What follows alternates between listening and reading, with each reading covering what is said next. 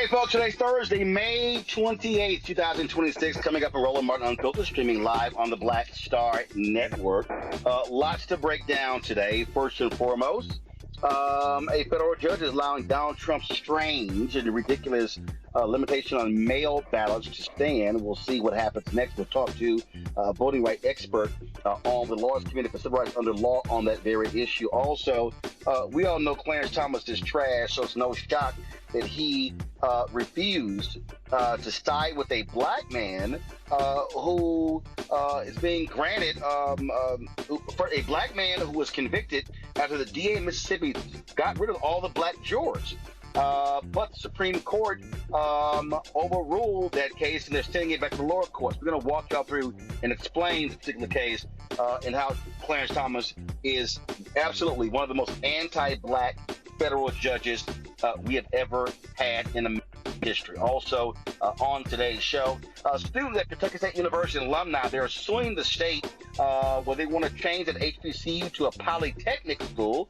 We'll talk to them about that on the show as well. And so, Black Star Network Marketplace, we have named that tune. We're going to tell you what this is all about. Folks, it's time to bring the funk on Roland Martin Unfiltered on the Black Star Network. Let's go. He's got it. Whatever the miss, he's on it. Whatever it is, he's got the scoop, the fact, the find. And when it breaks, he's right on time and it's rolling. Best believe he's knowing. Putting it down from sports to news to politics. With entertainment just for kicks, he's rolling.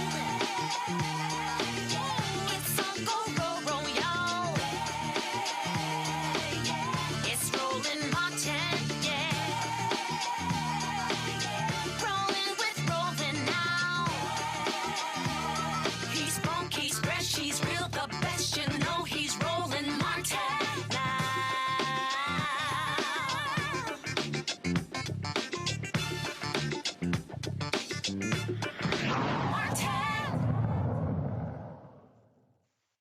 Folks, in April, Republican lawmakers in Kentucky voted to make Kentucky State University a polytechnic institution.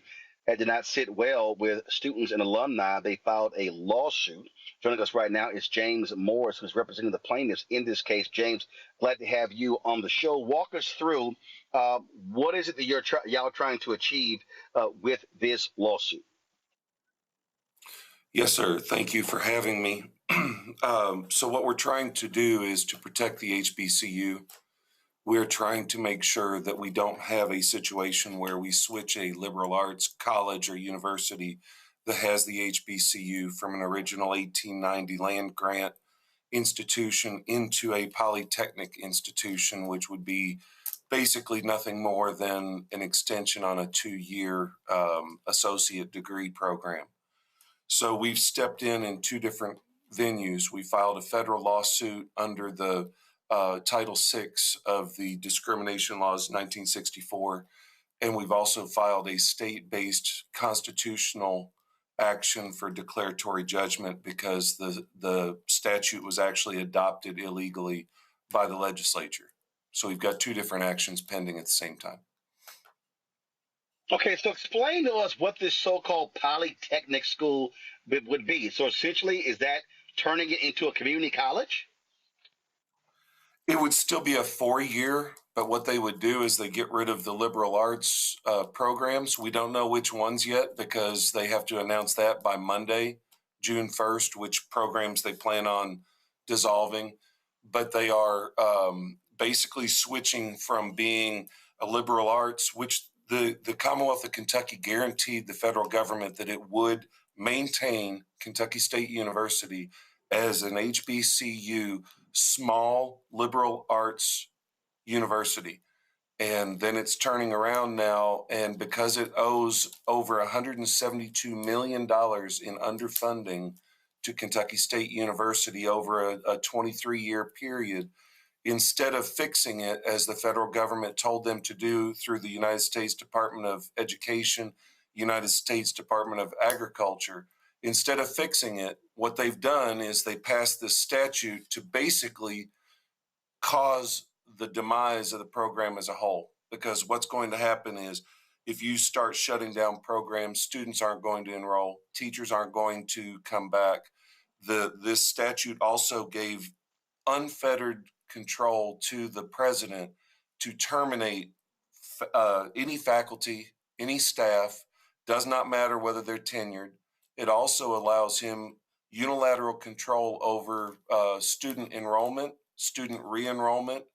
And the problem that we've run into is some of the students that we had in the original lawsuit are facing retaliation now. So what we've done is the second lawsuit in the state courts, we had to go with John Doe or student Doe 1 through 7 because we didn't want to have their names disclosed. Now that is the critical issue here. Now, first of all, what you're talking about in terms of what Kentucky State is owed, that analysis was done that showed that HBCUs were owed billions of dollars, where they were Yes. basically the money that came from the federal government in land grant money was owed to these schools. Tennessee State was one of those schools, Fort Valley State, and others. And we're talking billions of dollars that went to the states, and then they sit there to, frankly, PWIs, predominantly white institutions, and screwed over That's the correct. HBCUs. So you're saying that Kentucky State, they're owed $172 million.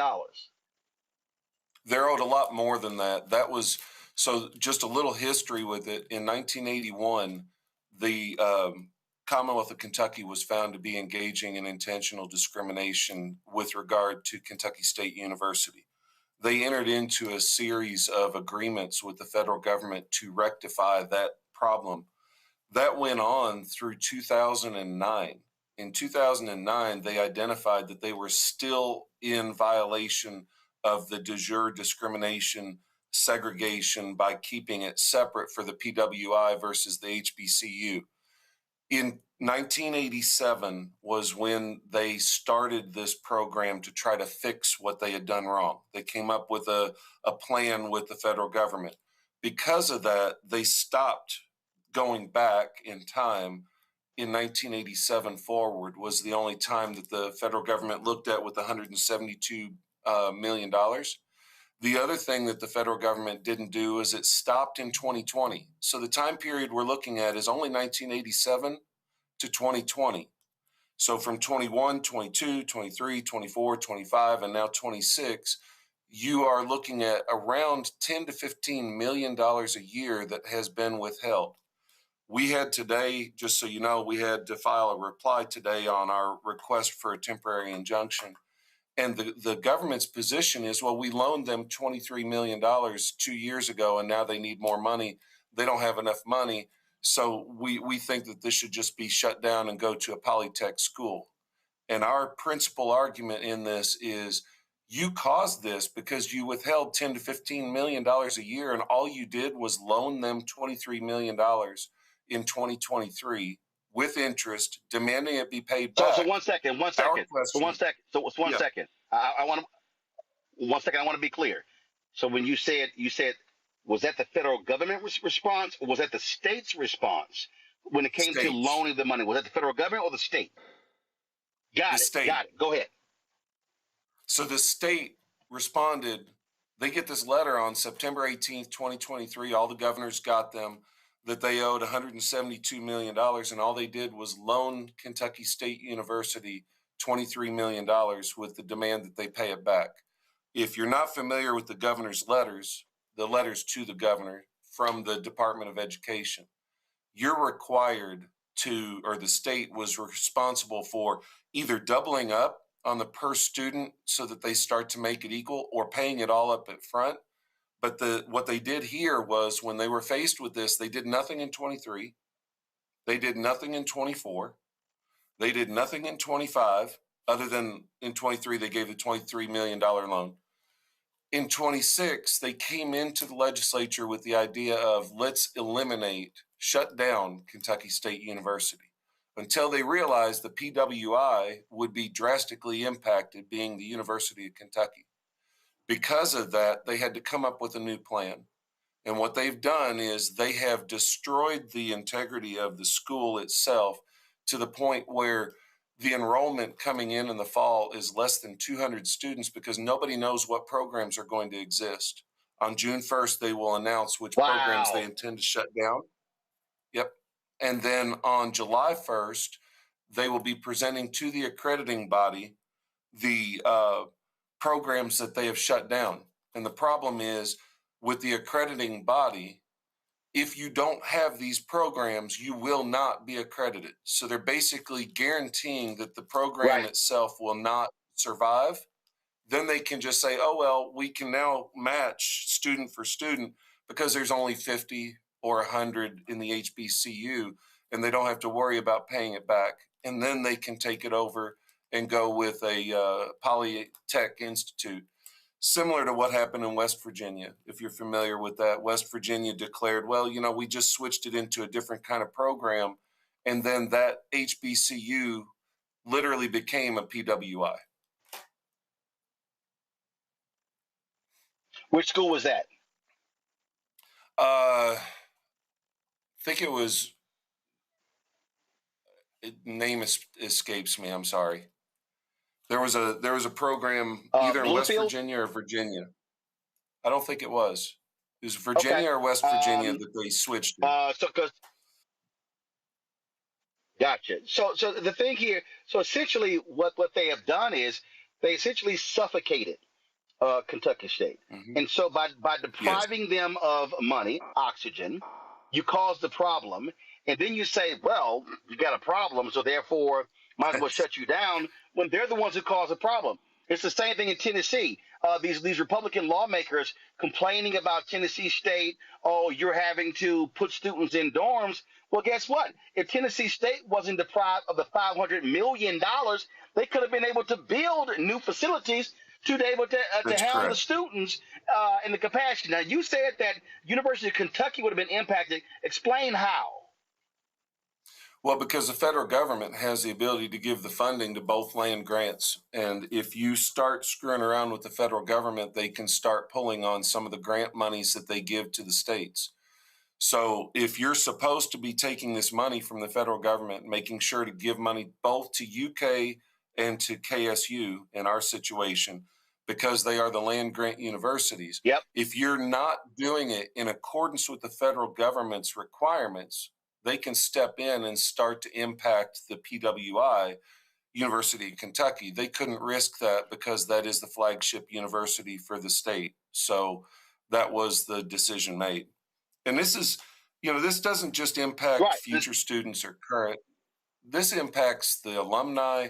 This impacts the community. This impacts the African-American community itself, but it also impacts the state at large because KSU provides quite a bit of education to a lot of diverse groups. But the way that they're handling this is basically just shoving it down everyone's throat. One thing that I don't know came out in the filings that I think is critical, there was a bill introduced in the Senate, the Kentucky Senate, as a branch budget recommendation bill. That branch budget recommendation bill went from January through February through March into April with nothing done. It was just a branch budget and went to the committee. It got read twice in the Senate, which is a requirement we have. Then when they decided to adopt it, they substituted this Kentucky State University language, which didn't exist at all. They adopted it with the old title, no reference to Kentucky State University in the title, no reference to an emergency, adopted this new statute that's all Kentucky State University specific, which is illegal under Kentucky law too. You can't have individualized statutes. You have to be general with your statute. Then they changed the law after the Senate passed the bill. They changed the title of the law to be Kentucky State University declaring an emergency. So nobody had an opportunity to truly address this because it got adopted with a fake name. I called it a Trojan horse bill. Literally everything was a different bill until the day it got adopted by the Senate, and they took a 1-paragraph, 4-sentence budget recommendation bill to be then a 7-page Kentucky State University specific change of everything related to the liberal arts university. So that's the basis for Well, the state action. look, we've been covering these issues in so many different states. The reality is, I covered what took place in Maryland. It was a 13-year lawsuit where Yep. the HBCUs came up with creative majors, and then the white institutions then duplicated. The state allowed them to do so. Then impacted the HBCUs, and so they eventually, of course, they should have gotten $2 billion or more, and then the state finally settled after like multiple governors, and this is what we've seen. And when these states, in these red states, Kentucky, Tennessee, Georgia, Alabama, Mississippi, Mississippi was a lawsuit. Alvin Chambliss was the lawyer. Alabama. And what I've said to black lawmakers and others in North Carolina is that what has to happen, especially if these billions owed, what really should, and I've said this to very high net worth African Americans, I said what really needs to happen is there needs to be a major fund in hiring of multiple law firms and literally suing every single one of these states that owe all of these institutions, because you can't complain about their facilities and their graduation rates and things along those lines when you've And their literally been financial depriving them status. of upwards of $20 billion. Yep. Yeah, I mean, you take away their finances and then you say, why can't you make things work? Why don't you have the finances? Well, because you took it away.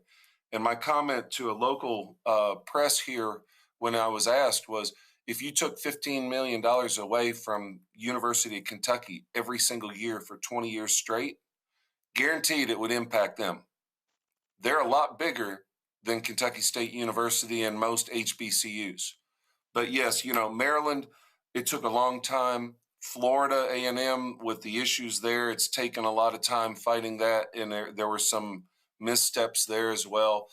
We're seeing that the states are trying to maneuver around this in ways that I believe are improper.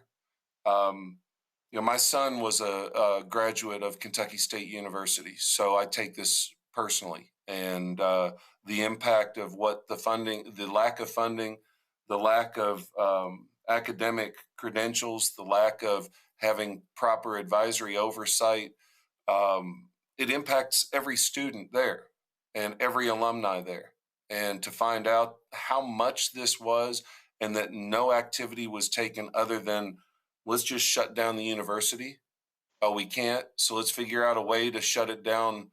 We'll just choke it to death, like you said. We'll just deprive it of oxygen until the point it can't survive. And then nobody can blame us for shutting down the HBCU. Absolutely. So this is, and unfortunately, there's an administration now in Washington, D.C. That is extremely anti-black. They don't care about HBCUs, even though Donald Trump runs around talking about how he's done so much for HBCUs. And so that's the other problem that you're having to face. Whereas before with Biden Harris, I mean, you had a strong Department of Education that stood by HBCUs in fights like this. The one saving grace that we have here is, Governor Bashir signed this into law. Yep. He's trying to run, or exploring, let's call it, a presidential run. We were shocked that he signed this into law, given the fact that he was going to be vetoed or override his veto. He could have vetoed this. It would have been overridden, and he could have just said, I did everything I could. But instead, he actually signed it into law as it was being shoved through the House and the Senate and the General Assembly passing it. He just signed it. And I think that's going to be a black eye for him. I think he needs to come forward and address it. And we're hoping that it creates some issues where he has to actually address this and not ignore it. Well, I can guarantee you this. If Governor Bashir plans on running for president, he's going to have to do a lot of media interviews, considering this is the only black-owned and the largest black-owned digital news network. This is one of the places he's going to have to talk to. And I can guarantee you he is going to be questioned about signing this very thing if he ever appears on this show. I hope so. I'd love to debate him on there. Have me on there with him. Oh, just trust me, he's going to have to answer those questions. James, please keep us abreast of what happens with this lawsuit, because again, this is not just Kentucky State. This is every single one of these HBCU land grant institutions that were deprived. It was by pure racism, discrimination, where they took that money that was supposed to go to HBCUs from the federal government, and they purposely gave it to white land grant institutions, and they deprived these HBCUs of the resources. And as we discussed, then complained about why aren't you doing so well? Why are your finances disarray? Why are your facilities in disarray? Well, when you deprive me of money, what the hell do you think is going to happen? Exactly. I fully agree. All right. I appreciate it, sir. your Thank time you so very much. Today. Folks, we're going to take... You're welcome. Yep, absolutely. Good luck with the suit. Folks, going to take a break. We'll be right back. Roland Martin Unfiltered right here on the Black Star Network. They've been trying to erase black political power since Reconstruction. Now the Supreme Court is helping them finish the job. First came Shelby County versus Holder in 2013, the ruling that gutted the Voting Rights Act. Then came Brnovich in 2021, another ruling, another piece torn away. Now comes Calais, the case civil rights leaders warned could cripple the last major federal protection against racial vote dilution, and within days, Tennessee eliminated its only majority black congressional district. Louisiana, South Carolina, Alabama, the same strategy is spreading across the South. The old Jim Crow used poll taxes and literacy tests. The new Jim Crow uses gerrymandered maps, voter roll purges, polling place closures, and court rulings that make black communities politically invisible. 1965 was Freedom Summer. This is Freedom Summer 2.0, because they are still trying to erase black political power, and we will not bow.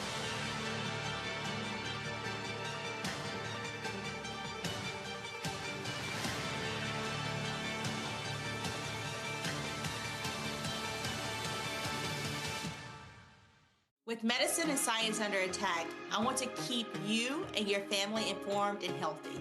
I'm Dr. Ebony Hilton, and I knew at the age of 8 that I wanted to be a doctor. So I studied hard and became the first African-American female anesthesiologist hired at the Medical University of South Carolina since its opening in 1824. And I always say I was made into a doctor, but I was born to be a mom.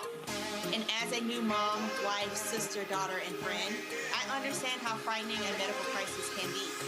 I care for individuals on some of the worst days of their lives, and it's my mission to provide you with a safe space to gain clarity on issues affecting your mind, body, and soul. I recognize that there are health disparities, particularly as it pertains to race, and I want to help bridge the gap between you and your healthcare providers. Join me every Thursday for Second Opinion on the Black Star Network, where each week I'll invite experts from various medical fields to share the latest health news. We'll discuss topics such as the vaccine debate, mental and sexual health, medical bias, infertility, menopause, andropause, nutrition, and aging. Together with my medical colleagues, we aim to provide you with a second opinion. Don't miss it, Thursdays only on the Black Star Network. Hatred on the streets, a horrific scene, a white nationalist rally that descended into deadly violence. White people are losing their damn minds. As an angry pro-Trump mob storms the U.S. Capitol, we've seen We're about to see the rise of what I call white minority resistance. We have seen white folks in this country who simply cannot tolerate black folks voting. I think what we're seeing is the inevitable result of violent denial. This is part of American history. Every time that people of color have made progress, whether real or symbolic, there has been what Carol Anderson at Emory University calls white rage as a backlash. This is the rise of the Proud Boys and the Boogaloo Boys. America, there's going to be more of this. Here's all the Proud Boys, guys. This country is getting increasingly racist in its behaviors and its attitudes because of the fear of white people. The fear that they're taking our jobs, they're taking our resources, they're taking our women. This is white fear.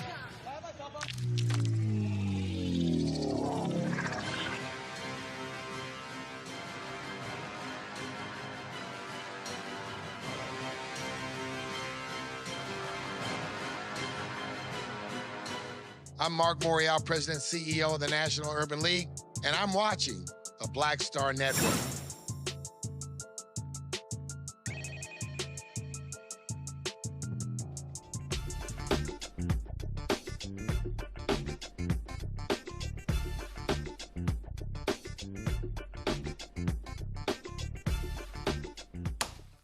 Folks, my panel on this Thursday, glad to have them here. Dr. Greg Carr, Department of Afro-American Studies, Howard University, joining us out of Washington, D.C., Reese Colbert, host of the Reese Colbert Show, Sirius XM Radio. You can catch it every single Saturday. It's also known as The Cussin' Show. Joy Chaney, founder of Joy Strategies out of D.C. Glad to have all three of y'all here. Greg, I want to start with you. What we just talked about here. I mean, this is the history of our HBCUs, the history of black people. Promised 40 acres and a mule, don't get it. Black people, formerly enslaved people of African descent, put their money together, white philanthropists and others, abolitionists create these institutions. They starve them. They become state institutions. They freeze us out of white schools. Separate but equal, create these other schools, don't give the money, deprive us of the money in the 50s and the 60s and the 70s and the 80s and the 90s and 2000, and then want to demand, why aren't you graduating these students? Well, guess what? When black people aren't getting the resources when it comes to the jobs, then they can't send their kids to school the way white folks do. Students are really coming out of HBCUs with more debt than white students. Black kids also going to HBCUs, dropping out. And so when you hear these people criticizing, well, why can't they graduate? Obama got criticized and ripped for people by this. Well, why can't they keep graduate these black kids in 4 or 5 years? Well, guess what? When you don't have 4 or 5 year money, all this goes with it. Thank God you have a white philanthropist like Mackenzie Scott, who is handing out billions of dollars and is not saying, name buildings after me, put me on the boards, and making it, allowing them to do it where there are no restrictions. But these institutions, again, deprive the billions of dollars. People have to, and I just still fundamentally believe, Greg, that what should be funded is a massive HBCU legal fund to sue every single one of these states in order to try to get this money. Otherwise, we're having the exact same conversation over and over and over again. Sure, I was down there with InvestFest, the thing that Robert Smith put together in Atlanta. That was great and wonderful. Hey, let's create this black fund. I get trying to raise $1 billion for HBCUs, but it's $20 billion they're owed. My deal is let's go after the money they're owed.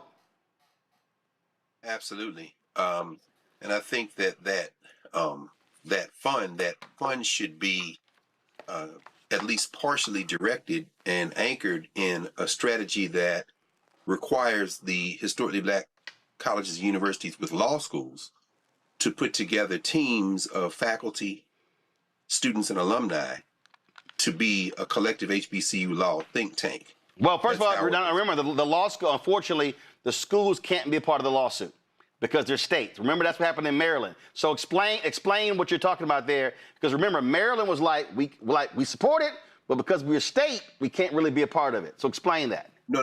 I was speaking very specifically to your call for combined effort. Got it. It's not joining the lawsuits. It's Texas Southern and FAM and Southern University, Miles College in Alabama, Howard, of course, North Carolina Central should contribute faculty and students and alumni to a think tank akin to something like ALEC or something to be able to think through these issues. So whoever's going to be up, whoever's going to be, you have all that brain power. This is long overdue. So now I was just talking very specifically. That conversation you had there with Attorney Morris, I think, was very important for a couple of major reasons. And thank you, as always, for evoking the warrior, Alvin Chambliss, because it's the Ayers versus Fordyce case. And I read the complaint with great interest because I was in school at Tennessee State when the Geyer settlement was reached, the stipulation of settlement. These hillbillies wanted Tennessee State to lose its racial identity. All of this, of course, goes back to the Civil Rights Act of 1964, where we talked about Title VI over and over again. It's talked about in the complaint. It comes down to this. I don't go too long. But that conversation you all were having is very important.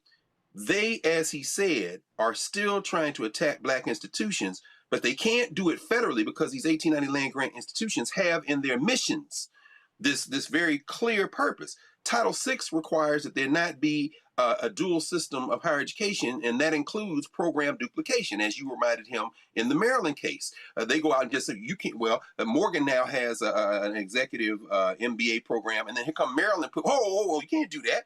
And so that was part of that settlement there. But it comes down to this, and let's just tie it to the real issue we have. There's a political lane in this. Kentucky has clearly violated the law. They changed the mission statement, moving, as he said, from liberal arts to four-year residential polytech. That's a violation on its face. They can't survive a legal challenge, but while they're fighting in the courts, the political issue is this. And Andy Beshear, I understand why you signed it. You're also signing your damn political death warrant, Mr. Hillbilly adjacent white nationalist governor of Kentucky. But he signed it because he couldn't stop it, understood that. He can't explain it to us, but here's the thing. Here's the thing. Politically, if we do what we need to do and handle our business, and I'm confident that momentum is building, if we then can get that House of Representatives flipped, the Senate flipped, and then in 2 years take the presidency, the pressure that Kristen Clark and them were putting on them resumes. Because when you read the complaint, they already had them there, and they said you can't diminish resources to Kentucky State or any of these HBCUs. We are in here now to look for these matches that we can support you as you enhance the budgets at the state level. The feds will come in. All of that, as you said to him, goes away with Trump, but that's temporary if we do what we need to do. So the key here finally in the courts is to tie them up in the courts so we can at least get past the next election cycle. This is where the politics intersects with the law. I think they can win on the front of the law in terms of them trying to change the mission statement and then make some other claims about budget necessities and all that. But politically, we won't even need to fight that fight if you can win the electoral battle to then resume the pressure that was on these hillbillies in Kentucky and the adjacent states to do the kind of thing they're doing, which is trying to evade the law and close down an HBCU.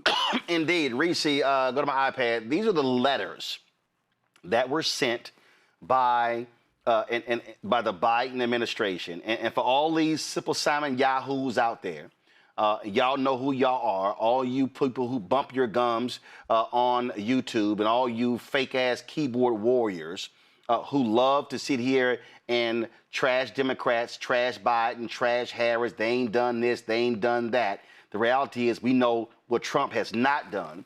These are the actual letters you see dated September 18th, 2023, that was sent to Kay Ivey, governor of Alabama. This is the letter that was sent to Sarah Huckabee Sanders, governor of Arkansas. This was sent here, the governor of Florida, Ron DeSantis. Again, all three Republicans. This was sent to Brian Kemp, governor of Georgia, Republican. This is what was sent to Andy Beshear, Democrat, governor of Kentucky. Let's see here. This was to then Louisiana governor John Bel Edwards, Democrat in Louisiana. This was sent to Wes Moore, governor of Maryland. This was sent to Democrat in Maryland, Tate Reeves, Republican in Mississippi. Let's go. I'm going to keep going here. Mike Parson, governor of Missouri, Republican. Let's see here. Kevin Stitt, governor of Oklahoma, Republican. Henry McMaster, governor of South Carolina, Republican. Bill Lee, governor of Tennessee, Republican. Greg Abbott, governor of Texas, Republican. Right here, Glenn Youngkin, then governor of Virginia, Republican. Jim Justice, then the governor of West Virginia, now United States Senator for West Virginia, Republican. Roy Cooper, then governor of North Carolina, Democrat. Okay, those were all the letters. And when you read these letters, they walk through and where they name what took place, the Moral Act. They mentioned North Carolina A&T. Here's a perfect example. You'll see it's right here. These HBCU Partners Act. It talked about what the universities, what they generate, what they're owed. So here's a perfect example. They say here, North Carolina. And again, I need y'all to listen, the people who are watching and listening. They calculated that due to the unequitable funding of the 1890 institution in your state has caused a severe financial gap in the last 30 years alone. It says that North Carolina A&T alone is owed $2 billion $79,934,848. And when you go through here, they lay out in here, Reese, the numbers. That was North Carolina A&T. You see right here, this is the letter that was sent to West Virginia. It says that right there, look at this right here. This is West Virginia State University, owed $852 million. And then when you go in here and you see the next state, you see Virginia State. Virginia State owed $277 million. Prairie View A&M in here. I'm looking for the number what PV is owed, $1.1 billion. And see, Reese, this is the game that they play. They say, oh, we're getting money from the state. No. That's new money. No, what they're saying is these HBCUs are owed money from 1987 to 2020, not new money. So what I've been saying is, no. Give them the money that they're owed on top of the new money you should be giving them. Right. And that's what isn't that reparations? Like, that's not what part of the thing is that it's not just slavery. You had Jim Crow, you've had underinvestment, you've had all of these things that are documented, and it's in HD. This isn't something where you have to prove through lineage and all that stuff. This is right here in front of our faces of things that these governments, these state governments, owe our institutions. But I think the problem is that people feel like, well, I ain't getting a check, or, well, I didn't go to that HBCU, so it's not my problem. But when our HBCUs are underinvested, then that means that our professionals, our doctors, our lawyers are underinvested, or they don't get to finish their education. They graduate with a massive amount of debt and all of these things. And this is particularly important when you have this administration, the federal administration, the Trump administration, that's trying to kill DEI, that's trying to search for anything that has the word black or hell, even woman in it, and cut funding. And so if we had robust, strong, fully funded institutions from HBCUs, from civil rights organizations, and so on and so forth, then we could beat that back, and then we wouldn't be reliant upon a Democratic administration. We wouldn't have to be on defense when there's a Republican administration, because we would already be steady in the fight, and we would be self-sufficient enough so that nobody can come for us. But unfortunately, that's not where our attention lies, especially when it's not something that people feel like directly impacts their education and their prospects. Joy, that's part of the problem that I have, this me, myself, and I strategy. I need to get mine. I mean, you see right here, Prairie View A&M owed $2.1 billion. Sorry, this is Tennessee State. Tennessee State, it says it right here, owed $2.1 billion. And so what are we talking about here? So folk have got to stop making this all about me and realize that this impacts Tennessee State, the university. It impacts Nashville. It impacts all black people in Tennessee. And a significant number of people who go to Tennessee State are coming from Chicago and other places. So what happens if a Tennessee State gets that $2.1 billion? And in fact, let me help people out. I'm just going to pull this up. Don't go to my iPad yet. Endowment of Tennessee State. Just so y'all understand, they're saying Tennessee State's owed $2.1 billion. Right now, the endowment of Tennessee State is only $100 million. If Tennessee State got the $2.1 billion and Tennessee State invests that money, and if Tennessee State, let's say, earn 10% every single year, Tennessee State can say, we're going to create $200 million in financial aid to give us scholarships for our students solely off of the $2.1 billion that they're earning every single year. This is what we're talking about. Tennessee State can also create jobs. Tennessee State can also have investments in their local community. There are lots of things you can do with money that you are owed. I mean, I think also what we're saying to our civil rights organizations, I'm going to build on what my fellow Howardite Professor Carr is saying. We also have to get our civil rights groups to be focused as well, or to create new civil rights groups who can be focused on these things. We've got to get almost like a Charles Hamilton Houston level focus and ecosystem of people who are focusing on defending our HBCUs through the legal court system to give us a chance. And this is the same strategy that we're thinking in other places, right? Like, you know, Democracy Forward and other places. You have to beat them to the courthouse and flood them with lawsuits, just like they're flooding you with violations. In an effort to keep you in upheaval, we have to flood them with lawsuits, which can lead to injunctive relief, which can lead to us just stretching it out a little bit longer. And when we fight, what that sends a signal is, if I try to do this in my state or with my HBCU, they're not going to go quietly. They have a game plan. They will be able to fight me. It sends a signal to other governors, Democrats or Republicans. We have to make an example of Governor Beshear so that other governors won't do it again and will know that there will be consequences. I'd like to think that this would be political suicide for him, but I don't know, because we have incredibly short memories and we get focused on other things.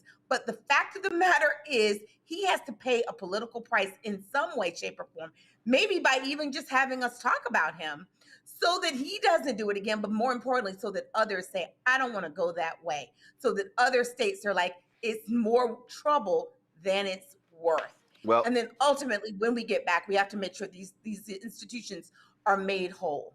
Listen, I totally get it with the civil rights groups. For instance, the largest committee for civil rights under law, they were involved in that Maryland suit, but you had other law firms involved. I just think what has to happen is there has to be a massive fund that is funding all of these law firms in each one of these states and suing every single one of them to recoup that $13 billion. All right, folks, let's talk about voting. A federal judge has just cleared the way for potentially sweeping changes in how elections are run shortly before this year's midterm elections. U.S. District Judge Carl Nichols, a Trump appointee, will not do anything about the twice-impeached, criminally convicted felon-in-chief Donald Trump's executive order creating a federal voter list and limiting mail voting. Judge Nichols rejected the request by Democrats and civil rights groups who argued that Trump's order will likely be found unconstitutional because the states and Congress, not the person occupying the Oval Office, can have the power to set the election rules.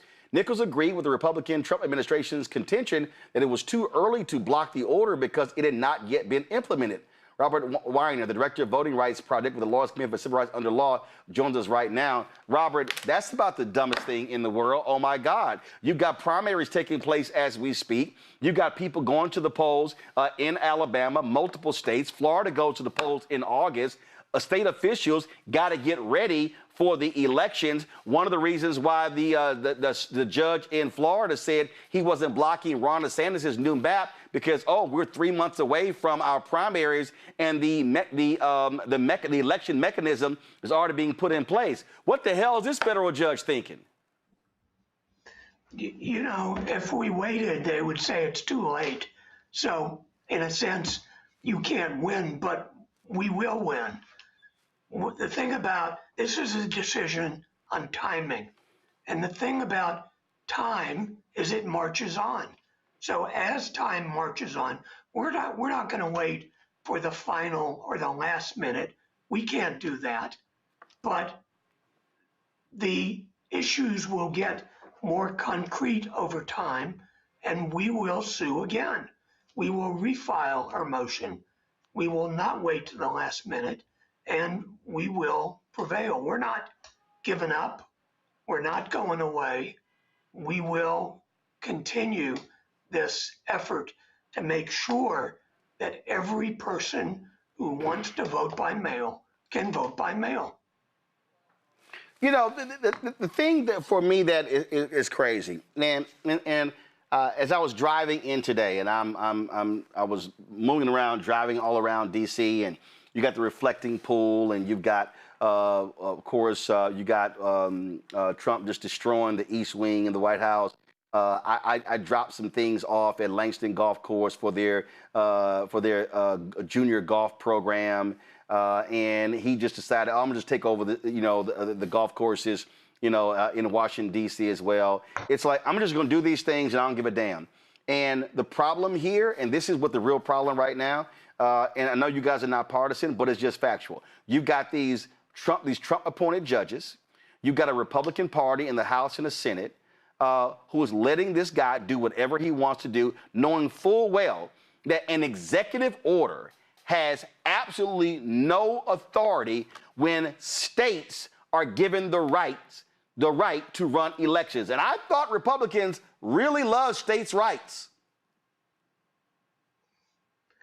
Yeah, people only love states' rights when the states do what they want them to do, I'm afraid. But in this case, the Trump administration is gaming the system. They issued an order, the president issued an order that he knows will have impact, that people can't wait to the last minute to respond to. And then they come in and say, well, nothing has happened yet. Well, it has happened. Our clients, the NAACP, Common Cause, and Black Voters Matter, they are doing what they need to do to get ready to respond to this assault on mail-in voting. And we will renew our request that the court stop this order from going into effect. It just goes to show the battle that we are in, and I keep saying this, the only way you stop these people, you must stop them at the ballot box, so therefore folks can't check out of elections. Absolutely. The most important thing is to vote, but this administration is trying to make these votes not count, to make this election not count.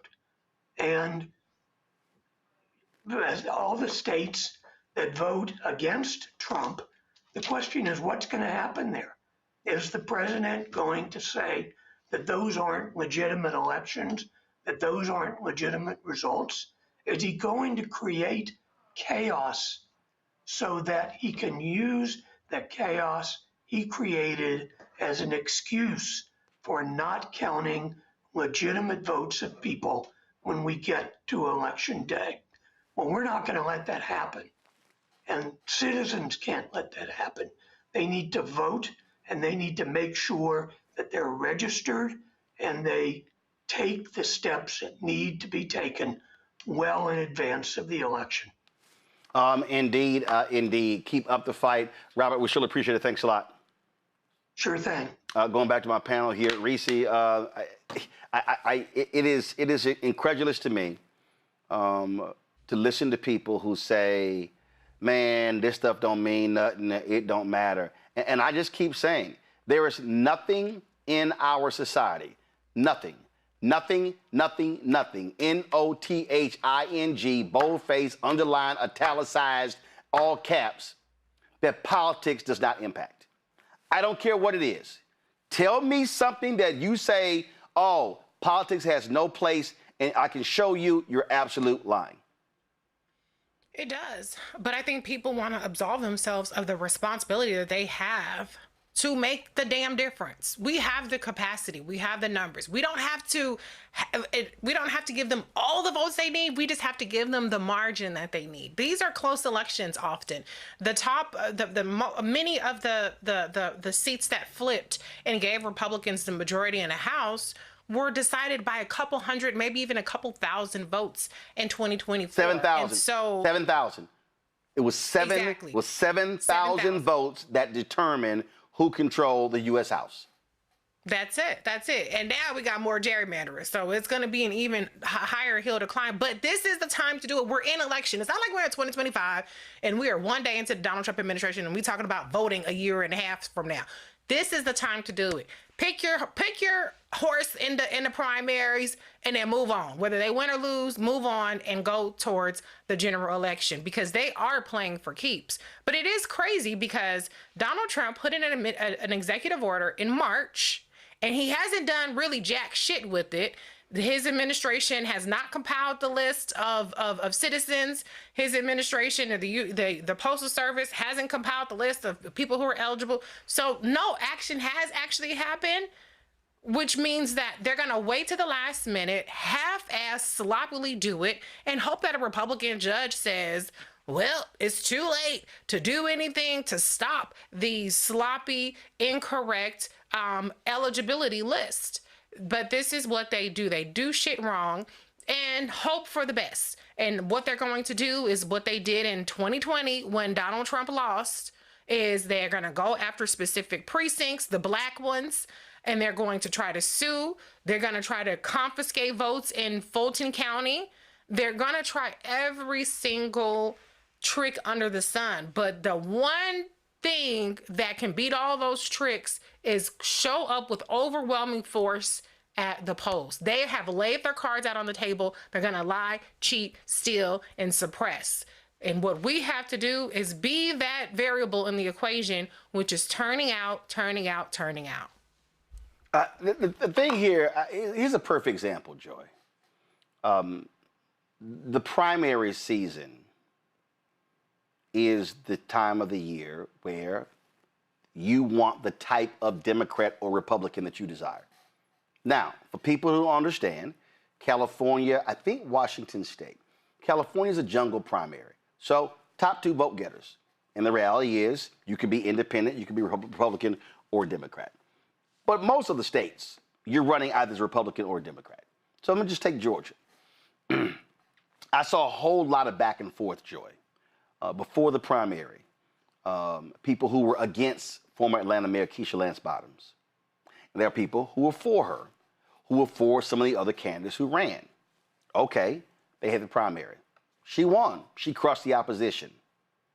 Okay, if you're still bitching and moaning, you do know she's now the nominee. So it's now going to be Keisha Lance Bottoms running against Brad Raffensperger, Secretary of State, Republican, MAGA Republican. Those are the picks. So you're still complaining about her tenure as Atlanta mayor. Okay, who is she running against? So what you now should be doing is sizing up these two people. What drives me crazy is when I listen to people who are watching these things going on. So what the Republicans are doing is like, all right, so they sitting there going, okay, let's see here. All right, Supreme Court, yeah, we're going to let Alabama and Louisiana, yeah, I know y'all sent ballots out, change the election. All right, we're going to let Trump's little mail ballot thing move through. Okay, cool, we good with that. Okay, we're going to let y'all keep purging people. Yeah, we cool with that. Yeah. So they are putting in place the infrastructure that will restrict access to the ballot. Whole bunch of Negroes over here still yelling and screaming about how somebody is an awful candidate. And I'm like, the primary is over. It's same in Texas. Support Jasmine Crockett. She didn't win. So what are you now left with? It's Tallarico and the corrupt, absolutely corrupt, evil Ken Paxton. You know what Republicans are doing right now? They're saying, damn, I hate Ken Paxton, but I will pick him over Tallarico any day. But you got folks over here still bitching about a primary that happened in March. We in May. So I'm like, y'all better get in the game, because you know what Republicans are doing? They're coalescing behind that corrupt, evil, cheating, maniacal, deranged MAGA Ken Paxton.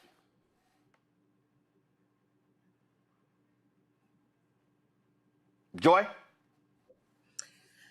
And here's the thing, for those who are listening to what Roland's saying and that leaves you unsatisfied, we're not saying you have to like those people. We're not saying that once they get in office, you can't hold them accountable. We're not saying that you can't go and ask them questions. We're not saying you can't primary them in the next election. But don't miss the opportunity to elect someone who will have the vast majority of your best interests in heart, and you all will share an alignment, and you have the possibility of winning back a Democratic Senate that can be a counterweight to this evil Trump administration. Don't miss an opportunity to do that fighting old battles or taking back the House because you're fighting old battles. And, yes, absolutely, it doesn't have to be everybody. It only has to be enough. But because we don't know what that'll be, we have to flood the zone. We have to flood the zone. We have to vote so much that when they try to disenfranchise us, we still have enough votes. We have to make it clear. We also have to put down what is, in a sense, a continued insurrection by this MAGA party against the democracy and the Constitution of the United States. So we have to do all of those things. And the only way that happens is if we vote. I get it. I'm frustrated with various parties, including the Democratic Party, many days of the week. But at the end of the day, that is what advances us forward. So that's what we have to do. And that's what they're doing. They hate Ken Paxton. They liked John Cornyn. But when their leader said, go with Paxton, that's what they did. And we don't have to like that, but that's about political power. Forget whose name is on the ballot. Black power is on the ballot.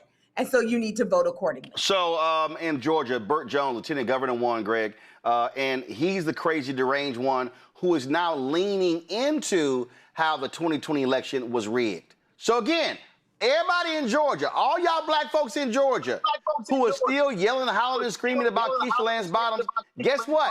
You had an opportunity. You had an opportunity to pick who you wanted. And guess what? Your candidate did not win. She's a nominee. That's just one example. And all I'm saying is, I don't care, races all across the country, your person may not win the nomination. Now what you gonna do? Are you going to say, well, my person didn't win, so therefore I ain't voting? Okay, that means in Georgia, if you sit out, that means that fool, Lieutenant Governor Burt Jones, who should have been indicted, is going to be the governor. What policies you think he going to implement? It's as simple as that.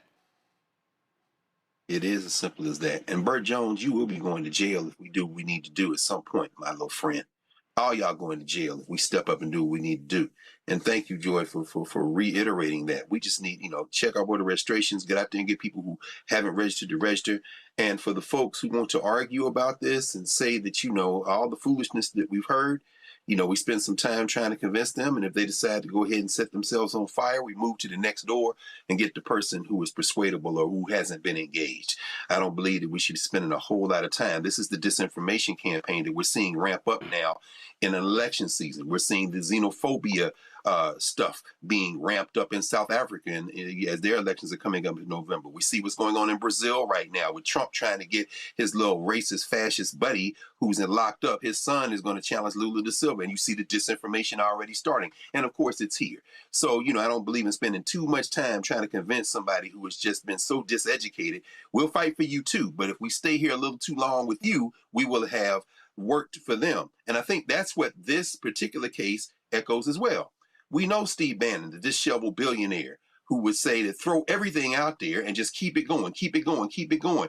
We know the scurrying little nasty piece of work, Russell Vogt, who is scurrying around in basements and attics, coming up with the latest thing to throw in the road. And we know that they, among others, prepared this executive order, which is contradictory, which doesn't make sense. But the point is to continue the distraction and to create this notion that they have more power than they do. In this specific case, if you remember a couple of weeks ago, when Judge Carl Nichols, who made this ruling today, asked during the oral arguments, the Department of Justice, why shouldn't I rule on this now? They said, well, maybe we'll make these lists and maybe we won't. But if we make them, maybe we'll use them for, and here's the phrase, post-election law enforcement. What does that mean? Remember, this is a nasty mashup of the Department of Homeland Security, the Social Security Administration, and the United States Post Office. Go back a few months again, last year. Think about this now, where all this mashup, and it's so much we start to just get inured to it and forget about it. Remember Grape Nuts or Little Balls or whatever his name was, and all his little teen boy friends running around getting all our information. Well, if you're allowed to compile a list, let's say you don't use it to check voters, but you've cross-referenced all this stuff with this data. They have so much going on at the same time, finally, that it comes down to this. We heard Attorney Weiner. All the judge said today was that I'm not going to block it because it doesn't exist yet. Although, for people who think that the law is like a mathematical formula. No, the law is whatever you can twist it to say it needs to be. Remember that 303 versus Elena's case, that creative website case, where the person said, well, if I ever do, I'm going to build a company. If I ever have a company, I don't want to service same-sex marriages. And it went to the Supreme Court, and they said that she had standing because she could demonstrate that if this law goes into effect, I will be harmed if it goes into effect, and I decide not to follow the law on the First Amendment grounds. Well, in this case, you can distinguish it, but at the same time, the judge could have very easily said, if you make this list, it will be unconstitutional. That was the judge's ruling. But again, as Wiener said, the minute they make a list and try to enforce it, everybody's going back to court, and now you got to rule on the merits. This really wasn't a setback. The point is they want to create the illusion that they have all this power. And so what we have to do is stay focused, stay on the ball, and as Joyce said, overwhelm them with our capacity, so no matter how many illusions they throw out there, we just bust them in the face. And Jones, you're going to jail someday. If we do that, all these cats that look like they're riding high, they're going to jail. Absolutely. All right, folks. Got to go to a break. We come back. We're going to talk about, of course, Supreme Court decision where Clarence Thomas on the wrong side of black folks again. We'll talk about that. We'll also be going to talk about Apple. What's up with Apple Store disenfranchising workers, especially black workers who want to unionize? Yeah, we buy a lot of Apple products, but they don't give a damn about workers. We're going to talk to one of those next. So don't forget, we all support the work that we do here at Roland Martin Unfiltered, the Black Star Network. Our goal is to get 20,000 people contributing on average $50 each a year. That's $4.19 a month, 13 cents a day. Let me be perfectly clear. You're not going to see the Kentucky State lawyer on Abby Phillips' show on CNN or any other network shows on CNN or MS Now or Fox or ABC or NBC or CBS. You're not going to see that voting rights story. You're not going to sit here and see them talking to these Apple workers. You're not going to see them talking about the Supreme Court ruling. Why am I saying all of this? I'm just going to be real. You see more black experts, more black guests, more black panelists on this show than you see on those networks in a whole week. So the question is, when are we going to support our own media? When are we going to be sure that black-owned media exists? I'm going to go ahead and say it. I ain't got a problem. Black Enterprise laid off 15 freelancers. Blavity made some cuts as well. NNPA is having issues. So when we say black-owned media covering stories, where are they? The Carmelo Anthony trial starts next week in Dallas. How many black-owned media people are going to be covering that trial? I'll wait. We'll be there. The point I'm making is we cannot put our fate in somebody else's hand. So when you support this show, you're supporting the 17 people who work for this network and the 6 shows and what we're trying to build. So if you want to contribute via Cash App, use the Stripe QR code. Again, folks give 50. Some people give more, give less. We appreciate all of it. Use the Stripe QR code. You see it right here. If you're listening, go to blackstarnetwork.com. If you want to contribute via cash, do the checks and money order, make it payable to Roland Martin Unfiltered, P.O. Box 57196, Washington, D.C. 2003 7-0196. PayPal's R Martin Unfiltered, Venmo RM Unfiltered, Zelle, Roland at RolandSMartin.com, Roland at RolandMartinUnfiltered.com. All right, folks, let me tell you about Chapter. Now, if you're on Medicare or about to be, the system is not set up to work for you. Too much fine print, too many plans, and too many people making money off of your confusion. And look, we're used to this. We're no strangers to systems that don't have our best interests at heart. But we don't have to accept it when it comes to Medicare. That's why I'm telling you about Chapter. Their advisors are independent and honest. In fact, they're the only Medicare advisors that compare every plan nationwide. And they're focused on one thing: what works for you. If there's a better plan out there, they'll find it. If you're already in the right one, they'll tell you that too. There are no games. Just last year, people who switched with Chapter saved an average of $1,100. It's 20 minutes and a real person. It's completely free. My parents actually have already called. My mom sent me a text. Folks, Give Chapter a call at 724-264-8281, 724-264-8281, and connect with someone you can trust. Folks, these are the kind of services that we need for our audience here at Roland Martin Unfiltered and the Black Star Network. So call Chapter right now, 724-264-8281. A decade of love, joy, and power. Black Voters Matter is 10 years old, and we are just getting started. This is love with a purpose. This is Black joy in motion. This is unstoppable power. Across campuses, neighborhoods, and back roads. Let's go! We show up not just to vote, but to be seen, to be heard, to belong. We ride together, we organize together. We remind each other that our voices matter, because they always have. Black Voters Matter is about more than ballots. It's about housing and healthcare, clean water and living wages, education, reproductive freedom, and dignity. It's about turning pain into action, turning belief into movement, turning community into power. We don't wait to be invited. We bring the energy. We bring the love. We bring the people. Because when Black communities come together, we don't just survive, we thrive. This is how change happens. This is how history moves. We organize, we build, we win. What's up? It's Talib Kweli. I'm CEO. This is the Black Star Network.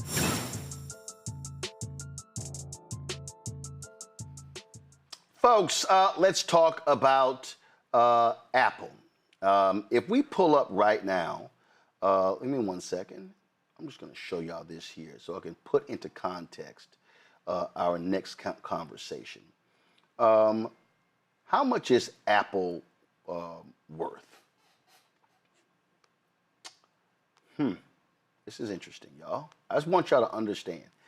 Henry, go to my iPad.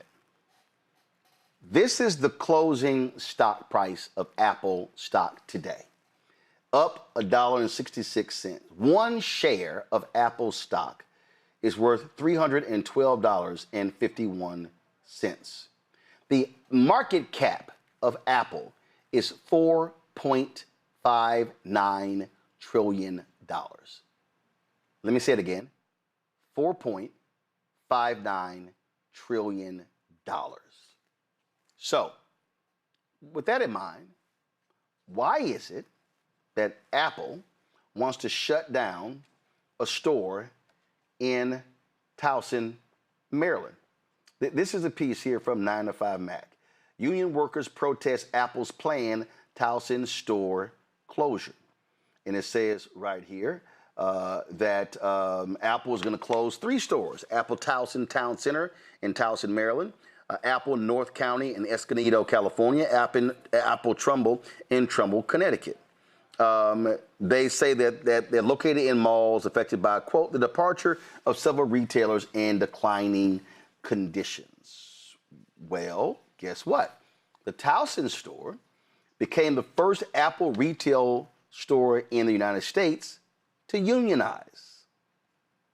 The folks at I Am Union, they actually responded to this. They accused Apple of discriminating against workers at that Towson store, saying that many of those workers are African American. Joining us right now is Eric Brown. He is the leader at Apple Towson. He's vice president of Local 4538. Eric, glad to have you here on Roland Martin Unfiltered. I purposely showed that because when we talk about Apple being worth, the market cap is $4.59 trillion. I'm going to show this, the next one. Give me 1 second. Starbucks, which has been, of course, pushing back against stores that unionize. The Starbucks, their market cap, $114.82 billion.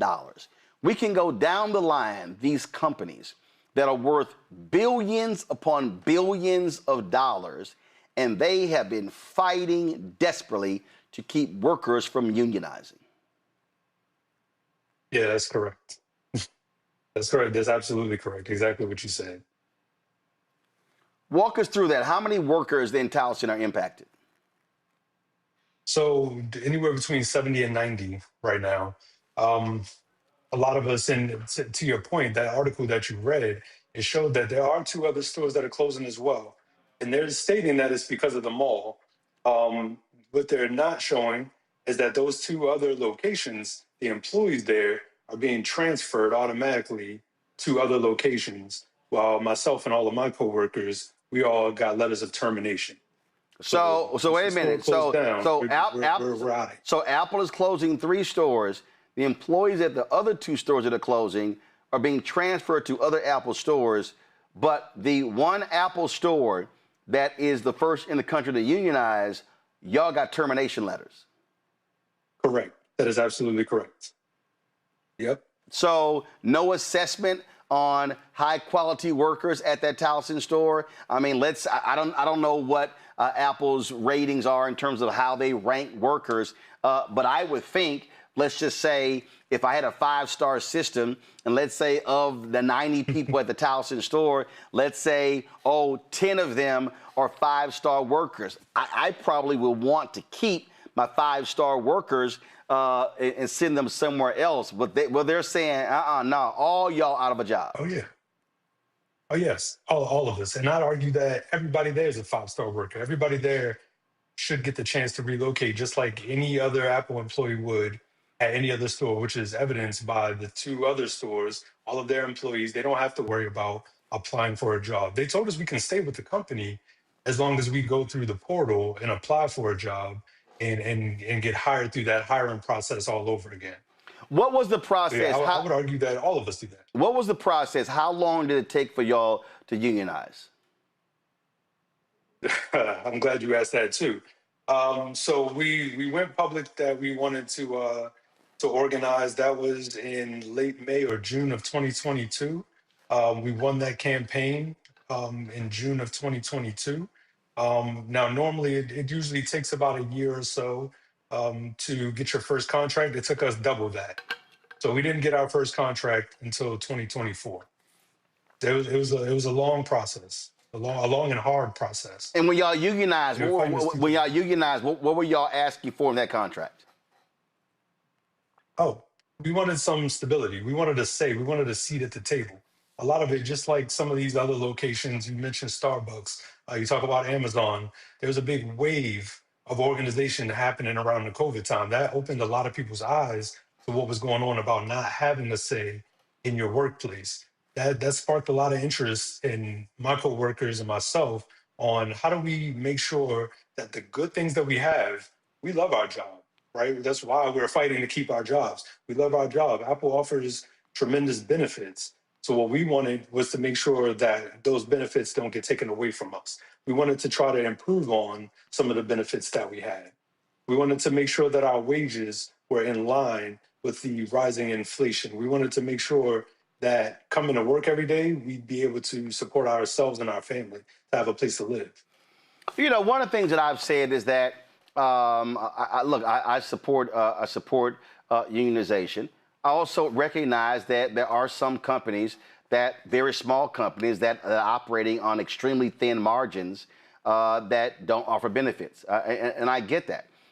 And look, when you're an owner, it's a very difficult situation when you're talking about owning a company and you're trying to keep it in business and you're trying to pay your employees, and if you're not, getting the resources that you need. So I totally understand that.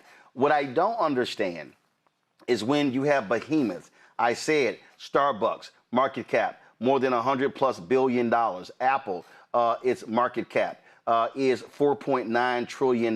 If I look at Amazon, market cap, Jeff Bezos, second richest person in the world. When I look at Amazon is a company, its market cap is $2.95 trillion. And you're like, seriously? Seriously? You're a company? And let's just be real clear. And look, we did once. We did something with Apple when it came to when they had the show Swagger. We tried to get a meeting with the Apple chief marketing officer. I was working with Lisa Jackson, who then was the highest-ranking African American there. She's since retired. SEMA, they made it clear they wouldn't even meet with me. And I'm sitting there going, that's interesting, because I'm sitting here with one Apple iPad, a second Apple iPad, sitting here wearing an iWatch, got 2 iPhones. And so I'm like, oh, wow. So I'm sitting here with 5 Apple products. So I've actually spent more money on Apple products than they've actually spent with us. And so this is what they want. So they want folks buying their products, but they don't want to work with workers to say, hey, how can we provide you with better benefits to continue to be great workers? Yeah, absolutely. And one of the things about our store closing as well, we're the only store that supports the Baltimore area. The next closest store is Columbia, Maryland. If you ride the bus or if you're relying on Uber or Lyft to get there, that is an expensive ride to go to Columbia. You can't take a bus ride to get to Columbia for less than 2 hours. And that's for the commuter bus that goes there, right? So we're not just affecting just us as workers, we're affecting the community that we're in as well. So to take our Apple store from the Baltimore community is one of the things that we really find issue with. Yeah. So do you believe that this decision by Apple is clearly a result of you guys unionizing 2 years ago? I'm sorry, 4 years ago. Absolutely. In my opinion, yes, absolutely. Absolutely. If we weren't, there would be no issue with us transferring to those other stores, right? They're saying there's an issue with the mall. Apple has the resources to make another store outside of the mall, to keep a store in the community. So, and in the time being, while they decide where they want to go in the community, all of us shouldn't have to worry about our jobs. I shouldn't have to worry about how I'm going to feed my family. I just had a son 2 weeks ago, 2 weeks today, actually. I shouldn't have to worry about how I'm going to continue to provide for my family, how I'm going to provide for my daughter that's going to college, how I'm going to provide for my 3-year-old or about to be 3-year-old. I should automatically, if they're deciding to shut the store down while they regroup and recalculate where we're going to stand in the Baltimore area, I should be able to take my job and go somewhere else just as everybody else does. And the fact that I'm having to apply, 100% I believe is because we're a union store. That's why we're being treated differently. Man, that says, and so when is the store completely shut down? June 20th. June 20th, less than a month from now. Less than a month. All right, Eric, keep up the fight. We surely appreciate it. Thanks a lot. Thank you. I appreciate you for having me. Joy, says a whole lot when Apple is the 3rd most valuable company in the world, number 3 in the world, with a market cap of $4.59 trillion. And unfortunately, with so many of these companies, and this is what we're dealing with today, these companies focus, they are about squeezing as much production out of workers as possible, making sure that money goes to shareholders, goes to high-paying executives. That's correct. I think this is also a reminder that when we talk about the residual impact of your vote, we don't mean just what government officials do. We mean what the people who are looking at those officials, who are wondering, are they going to make any inquiries into me? Or am I going to have to deal with the NLRB? Am I going to have to just deal with an administration that's pro-worker or anti-worker? They're looking at all of that, and they know that with all of the things going on, the American people's attention span, Black people's attention span, even people who are pro-workers' attention span is split. They can get away with this. There won't be a cost. And then they're not going to have to deal with an administration who's looking over their shoulders, who's asking additional questions. Because this administration not only doesn't care about workers, are actually anti-worker. That is the impact of your vote or non-vote. And so I think the question I'd have for our guest is, What does he want us to do? Me, you, others who use, our Apple products. Yeah, I think what they want us to do is utilize Reese, our social media, let folks know, put in phone calls and letters as well. And again, to put in context, this is the numbers. This is what Apple CEO Tim Cook, he's since stepped down. Apple's CEO Tim Cook, he earned $74.3 million in total compensation for fiscal year 2025. He had a salary of $3 million, but the rest of that is in stock awards, bonuses, other forms of compensation. $74.3 million. There's no such thing as too much money, but I want people to understand that the idea of trickle-down economics, this is a prime example of why it doesn't work. Why it doesn't work to make corporations richer. Why it doesn't work to make billionaires richer. But I will say, I'm an Android girl. I ain't got no iPhone, not like that. So I don't have to boycott because I've been off Apple a very, very long time. However, what I will say is, this is another test of values. I don't have a problem with anybody continuing to buy Apple products, but if your values are that you don't want to support businesses that rather than allow their workers to have basic labor rights to still be rewarded with that, then you might want to choose otherwise. Samsung, let me not vouch for Samsung, but I will say that I've been fine with my Samsung phone. I haven't missed not having the Apple phone for I'll tell you right here. Let's see here. Here, give me a wide shot. Samsung TV. Let's see. In my studio, give me the shot on the other side. Let's see here. 1, 2, 3. 4, 5. How many in the control room? 4 or 5? Come on, control room, talk. It's big ass TVs. Y'all can't count. How many? 3? Okay, so there are 8 Samsung TVs in the studio, and I'm gonna tell you right now, Samsung ain't spent 1 penny on advertising as well. So Samsung is right next to Apple. So I put them all in the same group. You mentioned remember, Google also owns Android.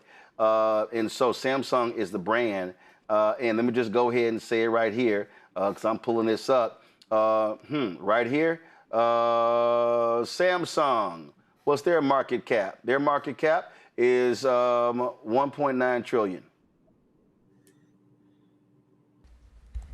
Greg. That's why I don't be telling people to boycott. Everybody cricket, but I'm just saying. No. I'm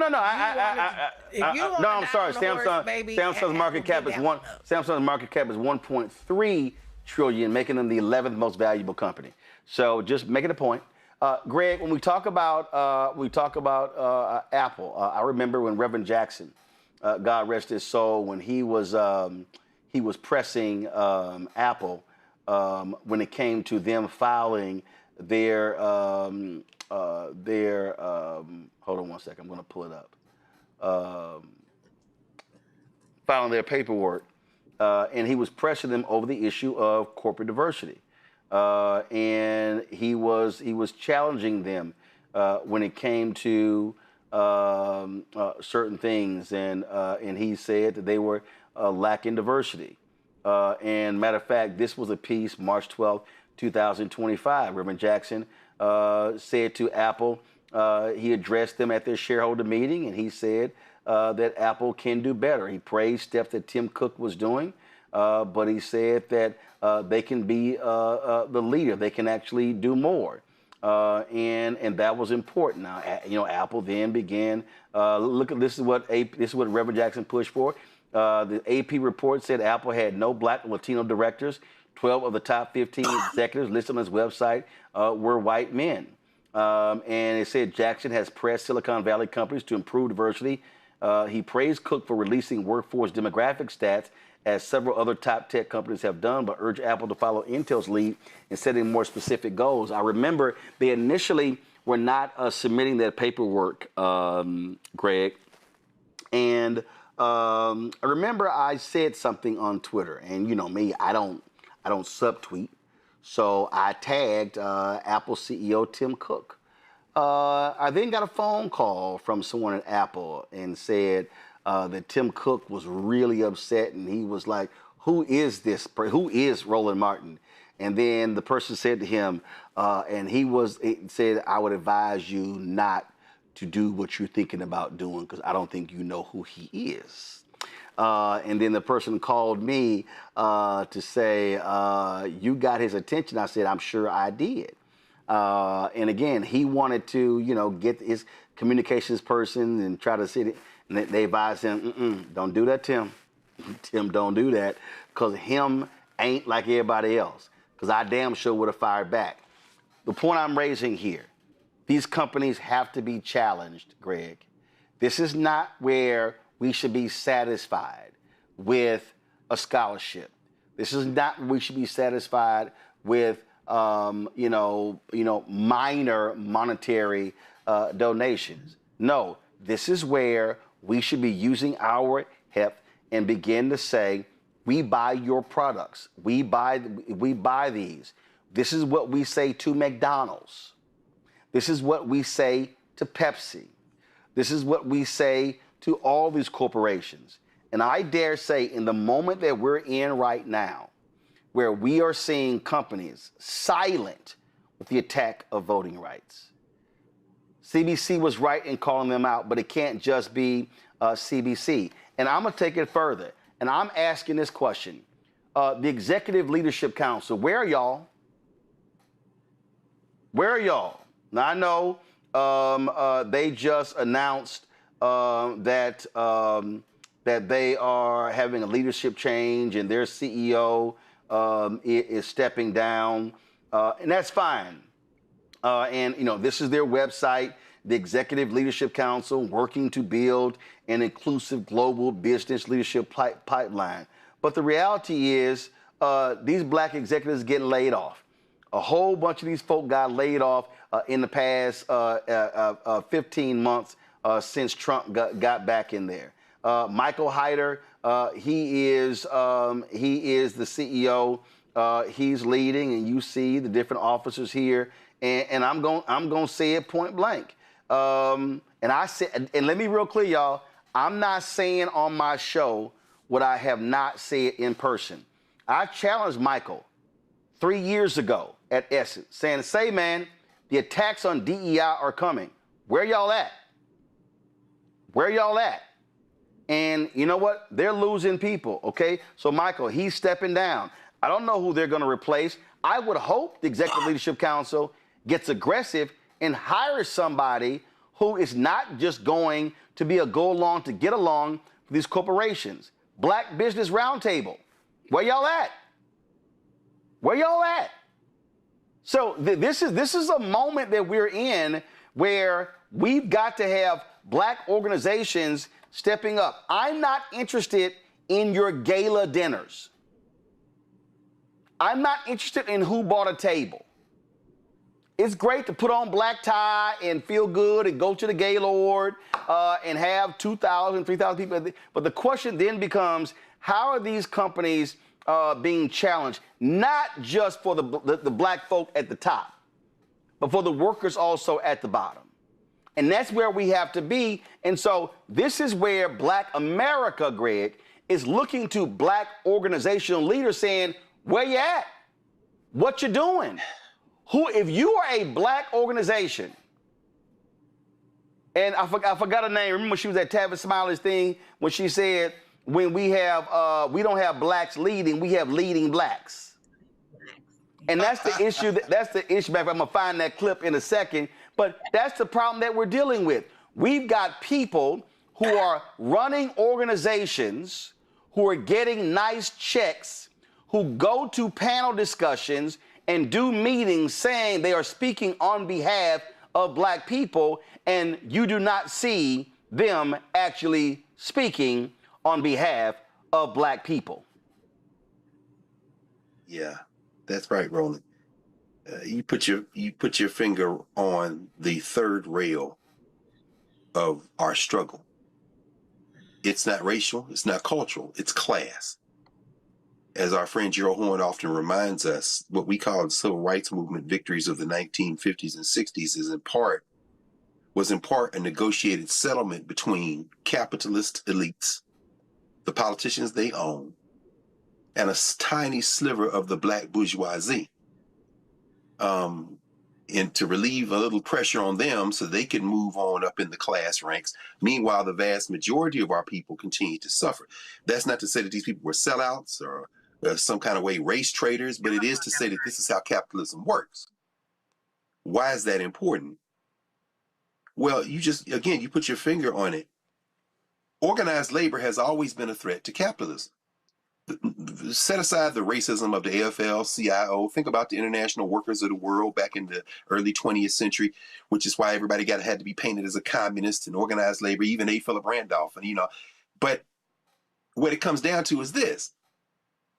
The reason that Tim Cook they didn't want him to tangle with you wasn't because you weren't going to buy all the Apple products. It was because you have an outsized influence in the politics of perception. And in a moment when organized labor continues to struggle in terms of real world knocking on doors and organized, it is the politics of perception that could upset this whole apple cart. And this is why our strongest work now might be in terms of changing perception. That's why, again, this platform is so very important. Let's just look at it. Think about this in terms of people organizing to push back.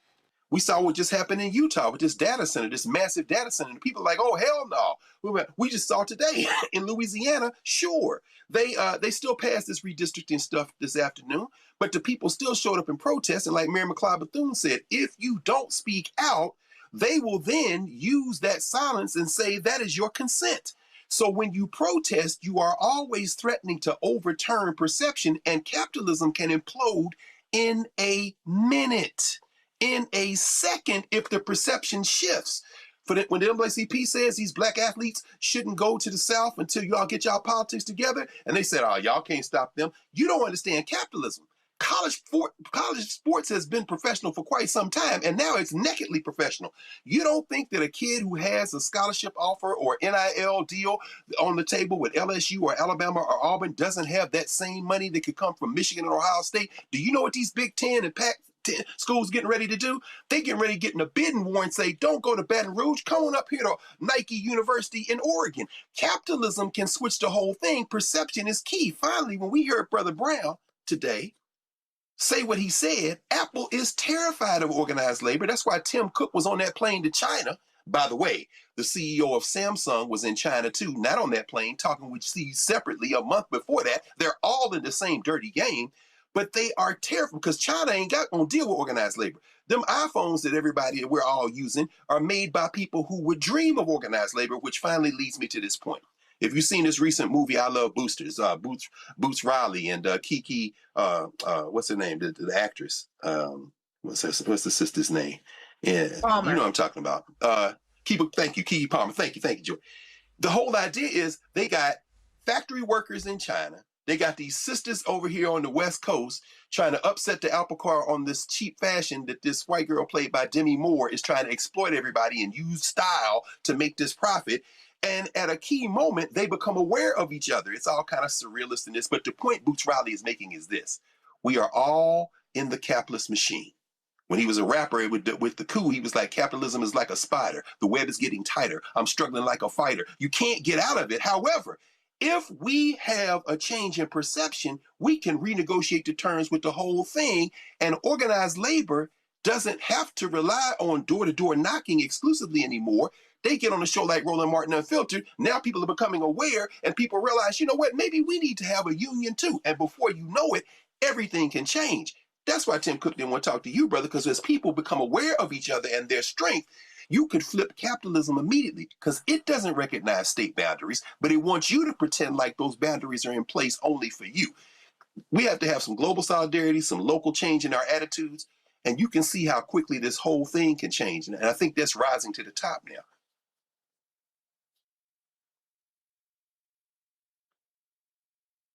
The thing I need people to understand, and see, this is the piece that too many people miss. Too many people miss. In fact, matter of fact, give me the other camera, zoom out, because I'm tired of sitting down. This is the thing that people miss, Greg, Reese, and Joy.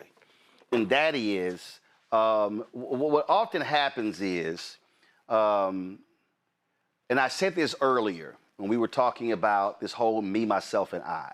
And this is the conversation that we had yesterday with Howard Bryant and others talking about the NAACP boycott. And I've had so many different Negroes saying, oh, this ain't right. Y'all asking these young brothers to give things up. And I said the problem that we have is we are operating out of a sense of selfishness in terms of where what this thing is all about is how can I secure the bag? How can I secure the bag? See, I've said this to a bunch of these other people. I've said this that when I have been in meetings and when I have been challenging companies on advertising, I'm not in the meeting saying, okay, can we negotiate how much Roland Martin Unfiltered and the Black Star Network is going to get? See, when we at the Black-Owned Media Collective, there were Negroes in that collective who went into rooms negotiating for themselves. I kept saying, if we go in and negotiate as a collective, then we can come out and then we can split up who gets what. But if you go in and then you go in and you go in all by yourself, then we actually gonna get less. And I remember, and as a part of this, again, when you're talking about how do you move as a collective, when I'm arguing for Black-owned media to get more money, I say Black-owned media. I'm using a plural. Ain't just me.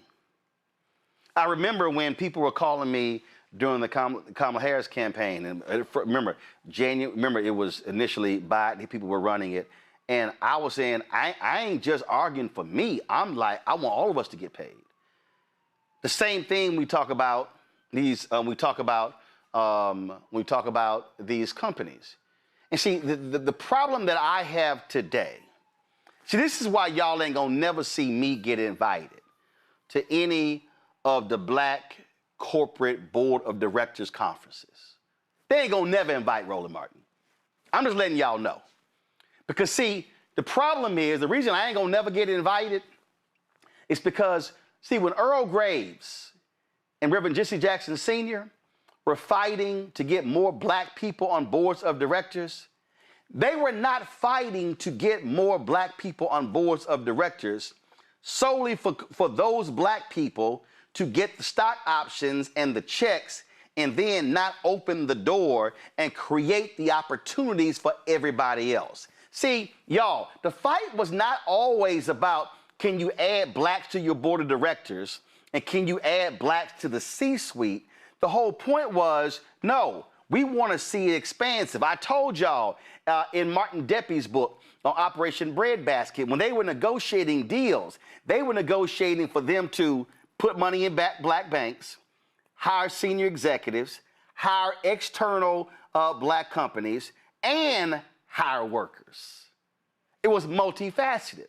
But see, what has happened is, and this is why I was challenging the Executive Leadership Council. This is why I'm challenging the Black Business Roundtable. This is why I am challenging these institutions, because they are at the table. They are in the room. They're sitting there with these companies with significant market cap. And the question is, how are these companies and how are these Black executives and Black board members, how is Black America benefiting from their presence as opposed to how their families are benefiting? See, if only your children are the beneficiaries of your presence on these boards, then that means that you are reneging on the promise or the work of Earl Graves and Reverend Jackson and others who opened the doors. If you are an African American sitting on a corporate board today, and you are still the only African American on that corporate board, and if you sit on 2 or 3 other boards and you have not used your presence to create opportunities for 3, 4, 5, 10, 15, 20 other black people, then you have failed when it comes to the arrangement. And see, that's what I'm talking about, the difference between black leaders and leading black. It was Dr. Julia Hare who was speaking at Tavis's State of Black America. Now, y'all, don't mind me the clip I'm about to play, because when you see the clip sitting behind on the walls of where they were talking with the ExxonMobil and Wells Fargo logos, as they were talking, keep in mind how many black people lost their homes during the home foreclosure crisis to Wells Fargo. And yes, Wells Fargo, they've been spending money at various black events and sponsoring certain things, but that does not make up for the billions black people lost due to those predatory loans that were taking place and the racial discrimination that they are facing. And so, yes, I'm saying that. So Wells Fargo, y'all have a whole lot more to do when it comes to black America than just sponsoring certain things. It has to be much deeper and broader. I'm just simply saying. But let me play this for you. To take over, the covenant taught us that we do not have to have black leaders anymore. It told us because everyone in this room is empowered to be a black leader. Everyone in this room.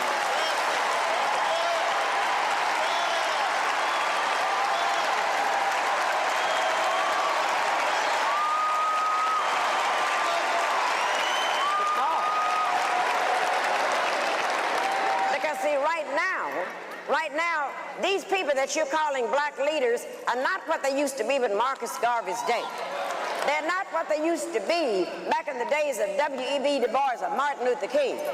Those were the people that got us together and planted a strategy, and we're not looking for fame. But today's black leaders, I'm afraid, have become leading blacks. And don't ever confuse leading blacks with black leaders.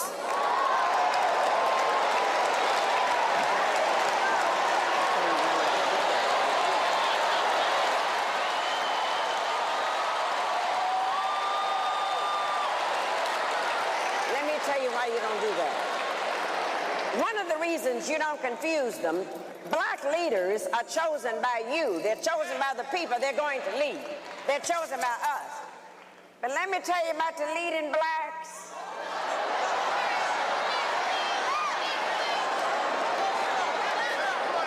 The leading blacks are chosen by the media.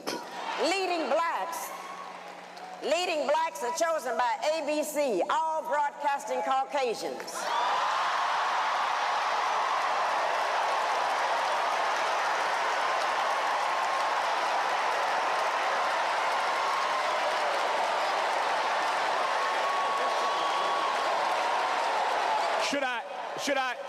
Should I stop her or let her go?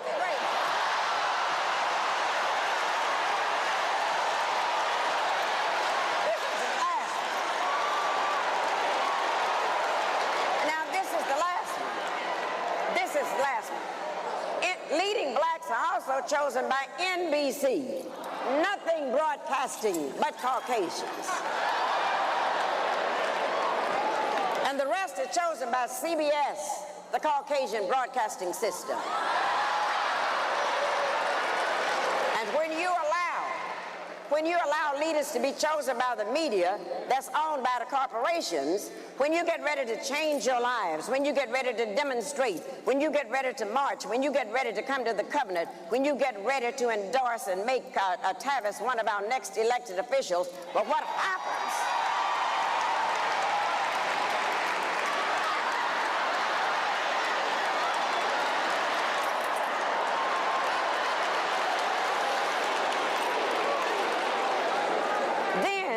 You must take the time to carefully watch and see what the leading blacks are doing, because that's when the leading blacks sneak into the door to the corporations, and they will tell the corporations, oh, we know how to go and put them down. We know how to get you some real affirmative action Negroes to come in here and work. We know how to do that. But at the end of the day, the leading blacks lead the corporations, and the leading blacks have gotten paid while we have gotten played.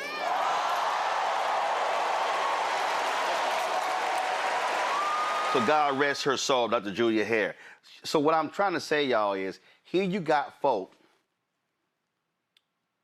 who are in the Starbucks of the world, who are in the Amazons of the world, who are in the Apple stores of the world. And I really want you to ask this question of Black organizational leadership. Did they say anything? Did they even issue a press release? Did they say anything? Did they question anything? Are these folks literally standing on their own? See, that to me is the fundamental problem that we are dealing with. We are dealing with folk who don't want to accept where we are. And see, I've said numerous times, and I've quoted Dr. King's book, Chaos, Where Do We Go From Here, Chaos or Community? And he said that he called for a plea for unity. He said, but not a call for uniformity. He said there's always going to be differences of opinion. Go to my iPad. The dilemma that the Negro confronts is so complex and monumental that its solution will of necessity involve a diversified approach. But Negroes can differ and still unite around common goals. There are already structured forces in the Negro community that can serve as the basis for building a powerful united front. The Negro Church, the Negro Press, the Negro fraternities and sororities, and Negro professional associations. We must admit that these forces have never given their full resources to the cause of Negro liberation. There are still too many Negro churches that are so absorbed in a future good over yonder that they condition their members to adjust to the present evils over here. Too many Negro newspapers have veered away from their traditional role as protest organs agitating for social change and have turned to the sensational and the conservative in place of the substantive and the militant. Too many Negro social and professional groups have degenerated into snobbishness and a preoccupation with frivolities and trivial activity. But the failures of the past must not be an excuse for the inaction of the present and the future. These groups must be mobilized and motivated. If I can expound on that, and I'll be doing so in the book that I'm working on as we speak, that will drop in February of next year. The Congressional Black Caucus held a news conference and called on corporations to speak up as it relates to voting rights in these southern states. Fine. But where should they start? They should start with the very corporations who come to the Congressional Black Caucus Foundation seeking their blank stamp of approval. See, if we're going to go there, let's go there. See, if we're going to go there, let's go there. So, it's May. Coming up will be the NAACP National Convention. Not sure what city they're going to. Coming up will be the National Urban League's National Convention. Coming up will be the National Black MBA. Coming up will be the National Bar Association. Coming up will be the National Medical Association. In September will be Congressional Black Caucus Foundation. What I want to know is how many of the corporations that will be sponsoring dinners and luncheons and panels at all of these organizational conferences, how many of them have issued a public word when it comes to voting rights in their states? See, y'all, what I'm talking about here is, so when I'm challenging the Executive Leadership Council and the Black Business Roundtable to stand up for these workers' rights, you cannot just speak for folk up here and ignore the folk who are down here. What I'm saying here is that if we're going to see a real change in terms of what's happening, see, I can't come to the room and say, Apple, I want a meeting about black-owned media advertising, but I ain't just talking about Roland Martin Unfiltered. I'm saying NMPA, Black Enterprise, Blavity. I'm naming all the companies because it ain't just me. See, I don't believe just go ahead and give me a taste and let them starve. No, I want everybody to eat. So we got to be very careful when people go to the table and they're negotiating for themselves and not for the collective. And so in this moment that we are in, the question becomes, how do we properly use collective black power to move and operate? We talk about Democratic Party. Autopsy comes out. Millions, billions spent. How many black political firms? How many black posters? How many black ad agencies? I ain't talking about a crumb. What I'm saying is, and this is real simple, and I ain't got a problem saying it. I'll ask, Joy, can you name me a black political firm that has more than 10 or 15 employees? Not really. Okay, now how long have you been in the political game? Longer than many. I'm almost 50. Give me a number. What, 10, 15, 20, 30 years? 25 years. Okay, 25 years. So that 25 years cover Obama being president, covers Obama, Trump, Biden, Trump. By the way, I lied, 30. See, stop lying. See, yes, you already said you're almost 50. Stop fronting. See, y'all be bullshitting about age. My point here, see, you're messing this thing up. So you go back 30 years. The point I'm making here is, when we start asking the question about who's eating, what happens is, and y'all, I'm telling y'all right now, they'll give a black consultant a contract. No, I'm talking about a black-owned firm. Jim Margolis's firm has reaped $800 million in contracts from all these Democratic entities since 2012. Y'all, 14 years, and we talking $800 million? $800 million? Is that what we're talking? 800 million? But you can't show me. Oh my Lord, you cannot show me. You can't show me anybody black who's done 80.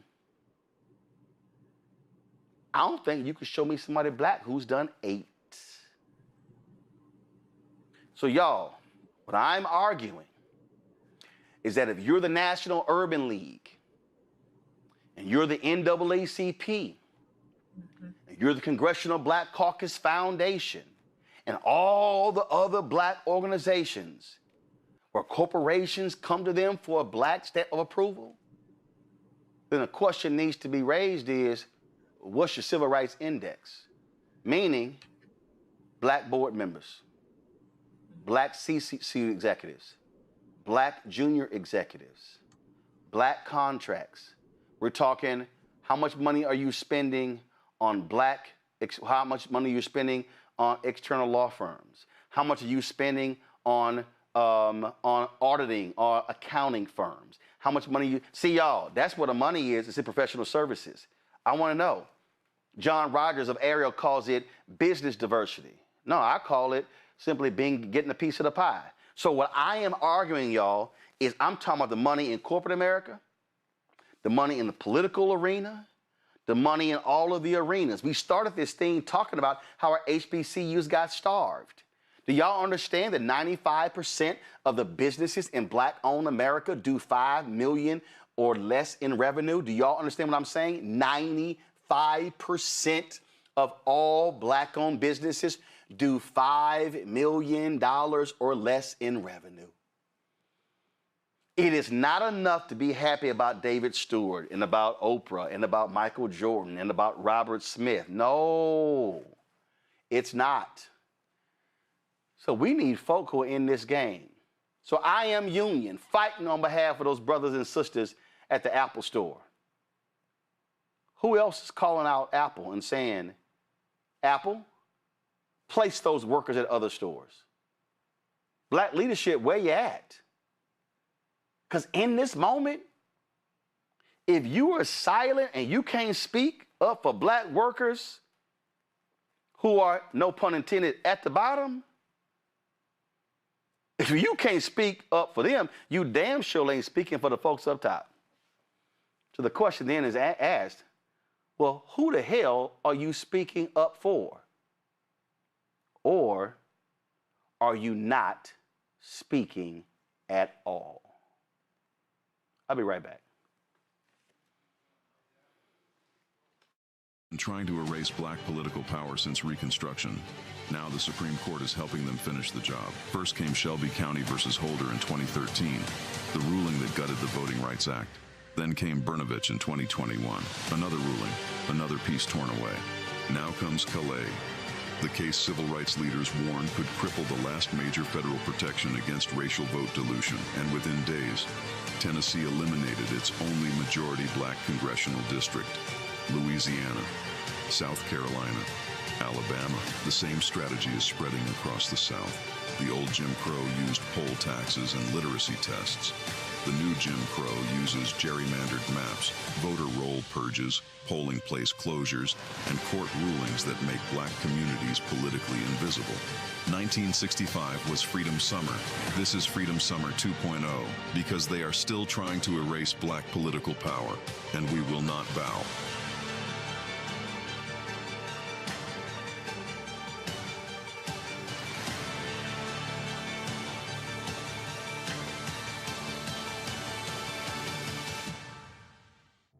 Hi, I'm Swing Cash, Basketball Hall of Famer, and you're watching Black Star Network.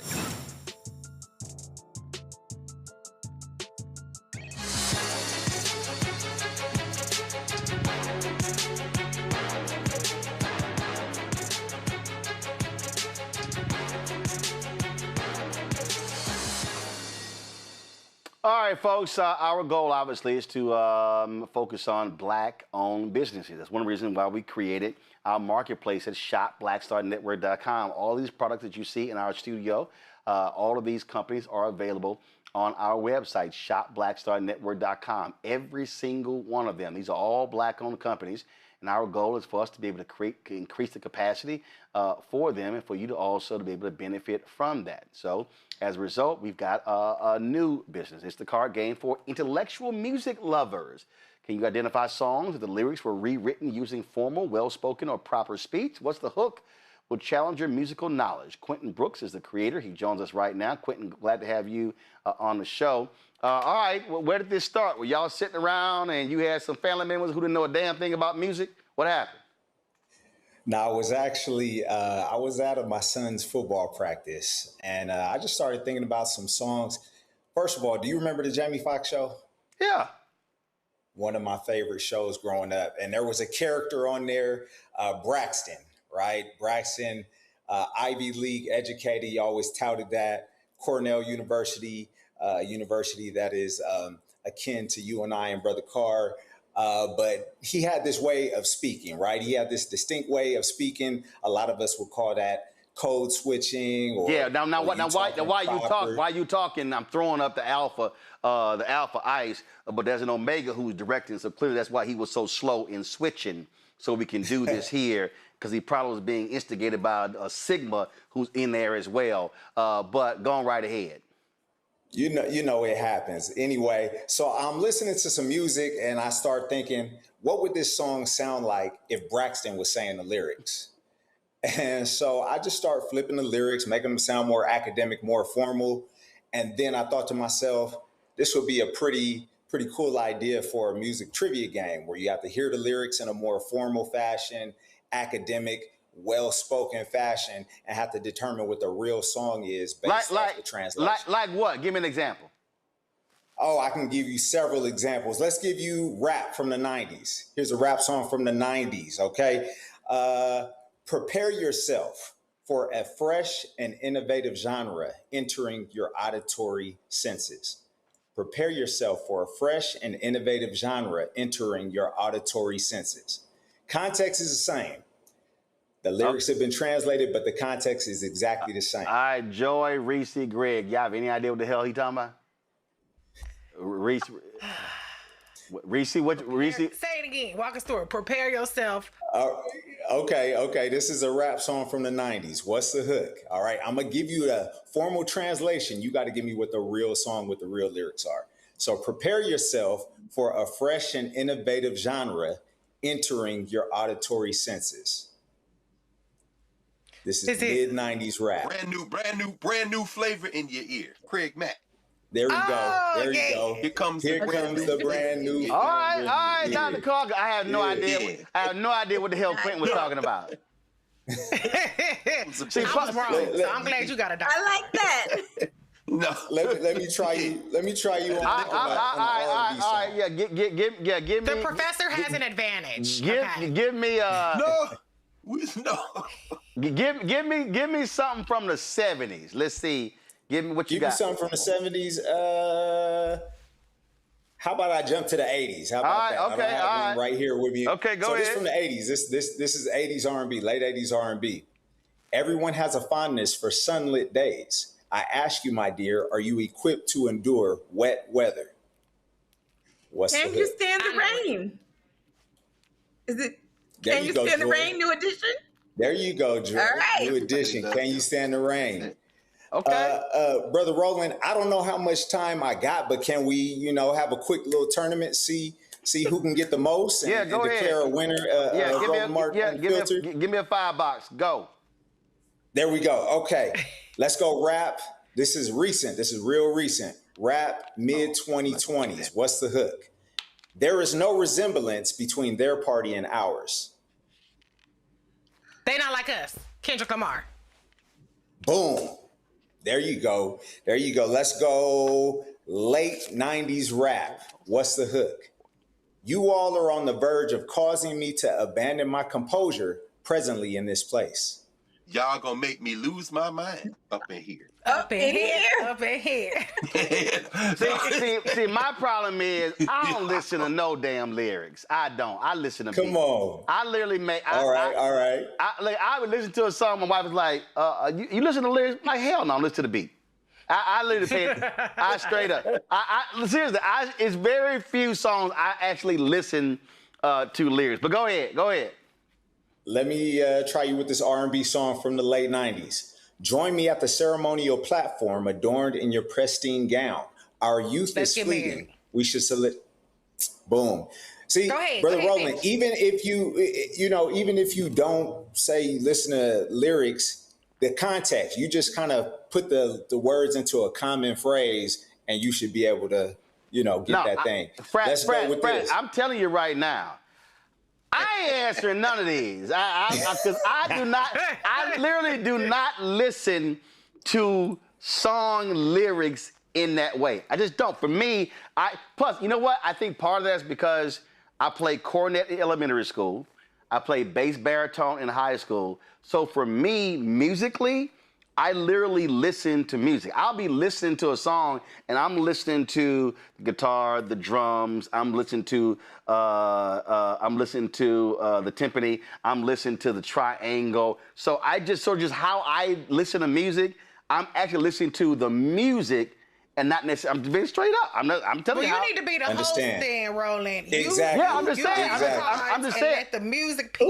So that's why when growing up. Game show. That's why growing up when it was named that tune, boom, because I'm listening to the music. But go ahead. I got time for two more.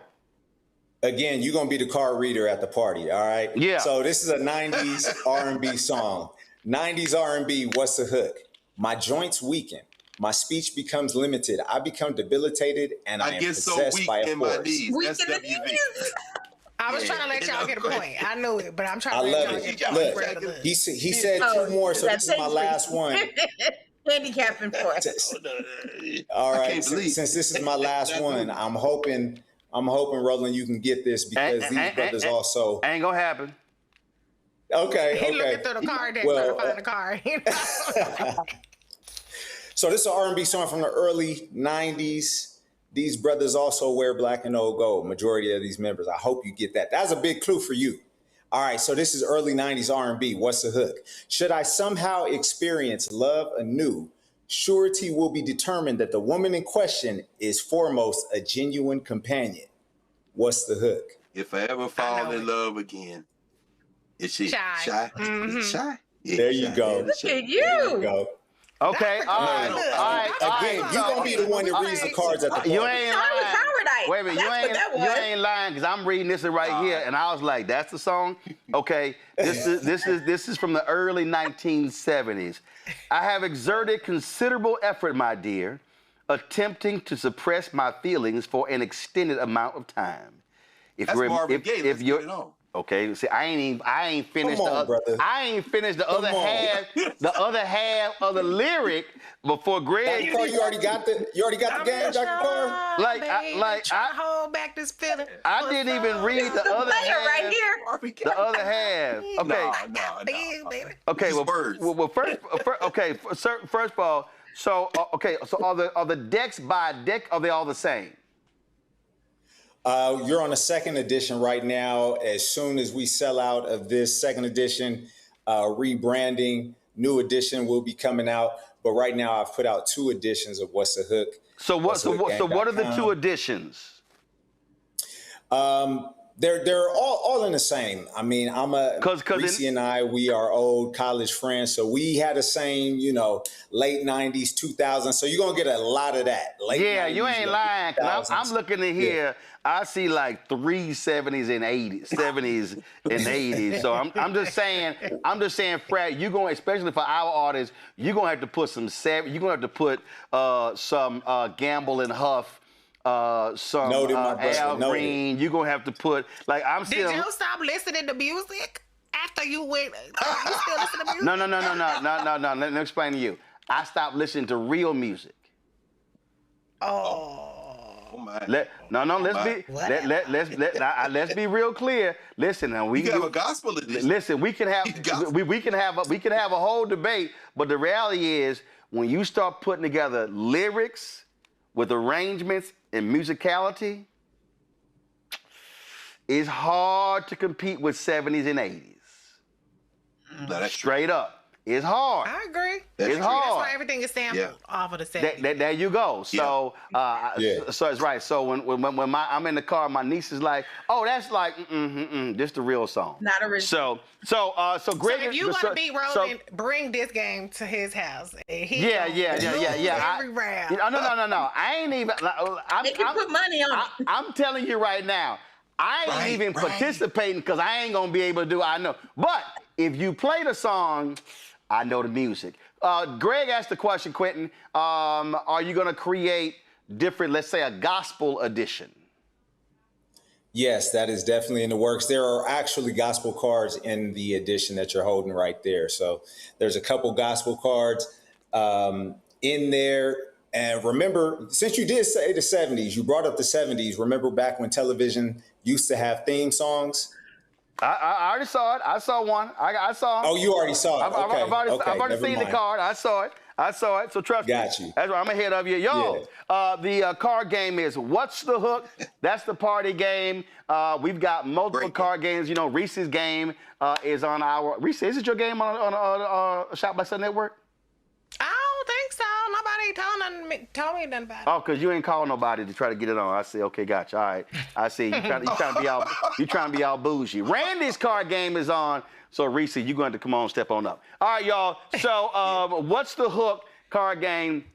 Go to shopblackstarnetwork.com. 2 editions, and it's absolutely smart color choice for the card game. That's right, black and gold. That's how we do it. So y'all be sure to get What's the Hook? That's right. Go to shopblackstarnetwork.com. Shopblackstarnetwork.com. Quentin, we surely appreciate it, my brother. Thank you so very much. Thank you. I appreciate it. All right, then, y'all. I was going to close the show out, but you know what? Since I don't want to push this story to tomorrow, because I really would like, because Reese, I don't think Reese has said one cuss word the whole show. I mean, this is probably, that's never not happened. So, so I was literally going to end the show with Quentin. I had skipped over this show. We went longer on that previous segment. That was not our plan. But I cannot leave this Thursday without doing this particular story here, y'all. In a 5-4 decision of the Supreme Court today, y'all, is a ruling today. It favored a black man who has spent 20 years on Mississippi's death row. They cleared the way for his possible release. Terry Pitchford was 18 years old when he participated in a 2004 robbery that led to the death of a grocery store owner. The gunman, Eric Bullen, pled guilty to manslaughter and was ineligible for the death penalty because he was still a minor. Now, Pitchford was convicted and sentenced to death. Pitchford's 12-member jury included just one black person, despite being drawn from a county with a 40% black population. On appeal, Pitchford's lawyers argued that they were improperly prevented from questioning whether or not there was racial bias in the jury selection, a contention the Supreme Court agreed with in its ruling. Now, y'all, what's amazing about this, yes, a 5-4 decision. Brett Kavanaugh was a part of the five. Brett Kavanaugh, John Roberts, Elena Kagan, Sonia Sotomayor, and Justice Ketanji Brown Jackson. Those were the five. So y'all saw who I did not say. Clarence Thomas was part of the four. And so what's amazing, and Greg, I'm sure you've already looked at it, what's amazing with this ruling, Greg, I'm going to start with you first, is to see those four say, well, we really don't have the authority because we really shouldn't be stepping in to state courts. So essentially what they're saying is, yeah, that was racist, that was discriminatory, but that really ain't our jurisdiction. So the hell, he got to keep his ass in prison. And we know Clarence Thomas is so anti-black. In similar cases like this, he has ruled against black defendants in numerous cases. And so I just wanted y'all to go ahead and just share your thoughts before we go on this story. Well, let me just say quickly, I have not read the entire opinion. I glanced at it. It came out early afternoon. And by the way, just to put a foot down, one of the reasons that we heard Dr. Hare talking like that, she from Tulsa, Oklahoma, so she know what black self-determination looked like. I know that the anniversary is coming up this weekend. But I haven't read the whole thing, but I did watch, and Joy, you may have seen this, on SCOTUS blog, I was looking at some of the reaction, and I did not know until this afternoon that Brett Kavanaugh, when he was on Yale Law Journal, apparently wrote his note on Batson versus Kentucky, the peremptory challenge, racial peremptory challenge case. This may be a case where Kavanaugh wrote for the majority because when it comes to using peremptory challenges to get rid of jurors in a pool, he knows more about that than maybe the average person on the court, because this was about whether or not Pickford had waived his Batson objections by not arguing to the trial court that the prosecutor's proffered explanations were pretextual. And Greg, to that point, this is what SCOTUS blog wrote. He said that Justice Brett Kavanaugh wrote for the majority in a 9-page opinion joined by Chief Justice John Roberts and Justices Sonia Sotomayor, Lena Kagan, and Ketanji Brown Jackson, quoting a 2019 opinion in which the court threw out the conviction of Mississippi inmate Curtis Flowers in a case that involved the same prosecutor. Kavanaugh acknowledged that, quote, America's trial judges operate at the front lines of American justice, and the job of enforcing the Supreme Court's 1986 decision in Batson versus Kentucky, holding that the use of preemptory challenges, that is, challenges for any reason to remove potential jurors based on race, violates the Constitution, quote, rests first and foremost with trial judges. But in Pitchford's case, Kavanaugh wrote, quote, the Mississippi trial court erroneously omitted a key part of the Batson inquiry. Go ahead. No. That was it. I just think, and Joe, I know you got some insights on this probably that outstrip my own. It's tricky when you're trying to pick a jury. They train prosecutors in how to get rid of black people and get rid of people they don't want on a jury. So it may seem like an innocent question. Well, do you go to church? Yes. Do you believe in God? Yes. Okay. Do you sing in the choir? Yes. Okay. What kind of songs do y'all sing? Well, we sing gospel. Do you sing James Cleveland? Yes. I would like juror number 12 struck from the jury. Wait, what just happened? And then see, that was because of race. But you have to, they didn't bring that up at the trial court level. And Mississippi Supreme Court said, well, he waived his right because he didn't bring it up. Right. I think Kavanaugh probably, but Kavanaugh's like, just because he didn't bring it up, you erred in that. But now Gorsuch and them on the other side said, no, you're wrong on the law and wrong on the facts. And I think this is another case. Alito is particularly nasty when it comes to this. He's lost his whole damn mind. Yep. Well, they don't give a damn what the law is or what the facts are. If they like it, they're going to vote for it. And if they don't like it, they're going to vote against it. And if they disagree with you, they'll just tell you wrong. And as with the Louisiana case with Calais, Alito didn't even address the dissent. He just like, yeah, y'all wrong. It's gotten out of hand, y'all. But I don't know. It was crazy here, Joy. In his dissent, Gorsuch emphasized the high bar that an inmate like Pitchford, who was convicted in state court, must clear to obtain federal post-conviction relief under AEDPA. Quote, showing legal error, we have said, isn't enough to obtain relief. Instead, he said an inmate must demonstrate that no fair-minded jurist could reach the state court's conclusion under this court's precedent. And when it comes to factual findings, he continued, the state court's findings, quote, must have so little support in the record that only an unreasonable jurist could make it. In Gorsuch's view, Pitchford has failed to satisfy either of these standards. This reminds me when you had Supreme Court Justice, why is it escaping me? They loved the one who died. Escaped me when he not Rehnquist. Lord have mercy. Scalia. I'm sitting there going like, damn. When Scalia basically said that, yeah, I know that you may not have actually been, you may have been innocent, but if you've exhausted all of your appeals, sorry, we can't help you. And it's like, so what Kavanaugh is saying here is like, damn that. Like, you just can't act like you don't, don't exist here. This is the BS, Joy, when you have these strict constructionists who say, well, nope, you had all your shots. And so, although, yes, they were wrong for denying black people, sorry, you out of luck. That's literally what the four actually are saying. That's right. But they're not strict constructionists. They're convenient artists. Whatever works for them to get the result that they believe is correct, or that they believe the majority of Americans may believe is correct. In that case, in their mind, white Americans, because they're the only ones they see, that's what they go for. They look at this and they say, okay, in this case, and they also pay attention to what's happening. They know what we're saying about them.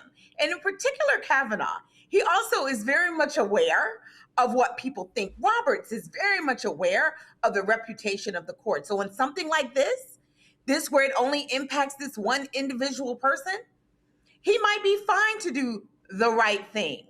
But when it talks about political power, the vast majority of black people, in like making sure that they are enfranchised, not disenfranchised, he's fine to say, oh, I don't see race.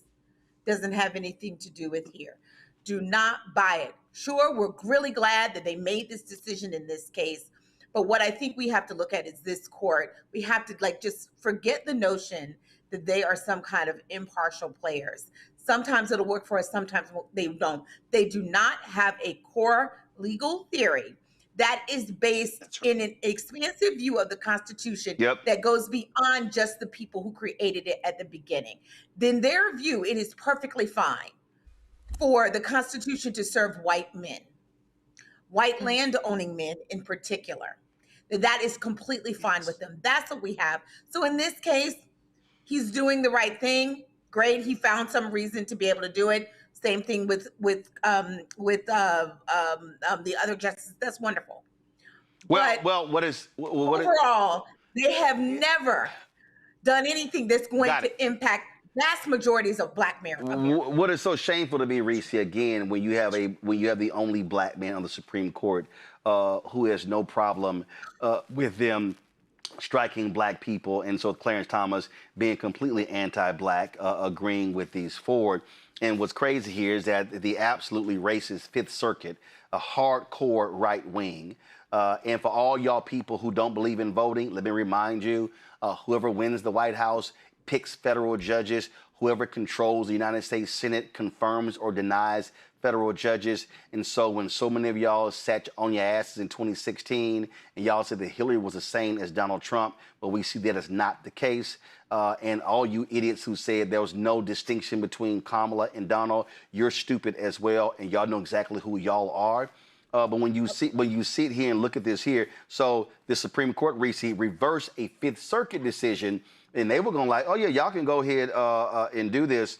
And Kavanaugh said, quote, after a prosecutor asserts race-neutral reason for a preemptory strike, the defense counsel must at least have an opportunity to argue that the asserted race-neutral reasons were not the actual reasons. That is, the reasons were pretextual. Then the trial court can determine whether those asserted reasons were the actual reasons or instead were pretextual. But in Pitchford's case, Kavanaugh continued, whether due to confusion, oversight, an overly hurried jury selection process, or some other cause, things broke down and the ordinary trial court procedure for resolving Batson claims at step 3 never occurred, notwithstanding the repeated efforts of Pitchford's counsel to pursue and preserve the Batson objection.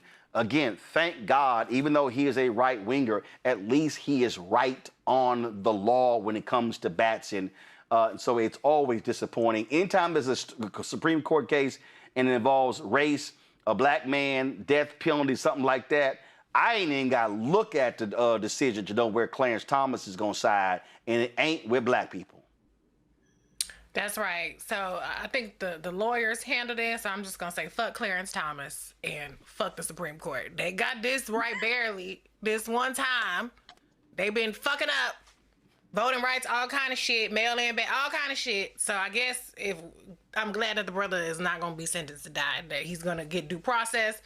But it's still fuck the Supreme Court. They're illegitimate. They pick and choose what rules they like. They love an escape hatch when it comes to the white man. They love a technicality. They love a this, that, and the other when it comes to the white folks. But when it comes to the Black folks, they are bird box. But I guess maybe, Kavanaugh did not want to contradict his expertise for a change in favor of executing a Black man, in favor of upholding white supremacy in the institutions.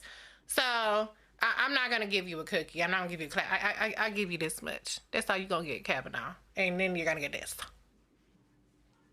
Okay, so that was, just for the record, there were 5 F words pronounced, 1 finger, 2 S words, and so just want to let y'all know that. Well, it was the Supreme Court. I couldn't hold back. No, I understand. Shit list. I understand. So now, Reese, you sound there were 3. You sound like the Democratic Party.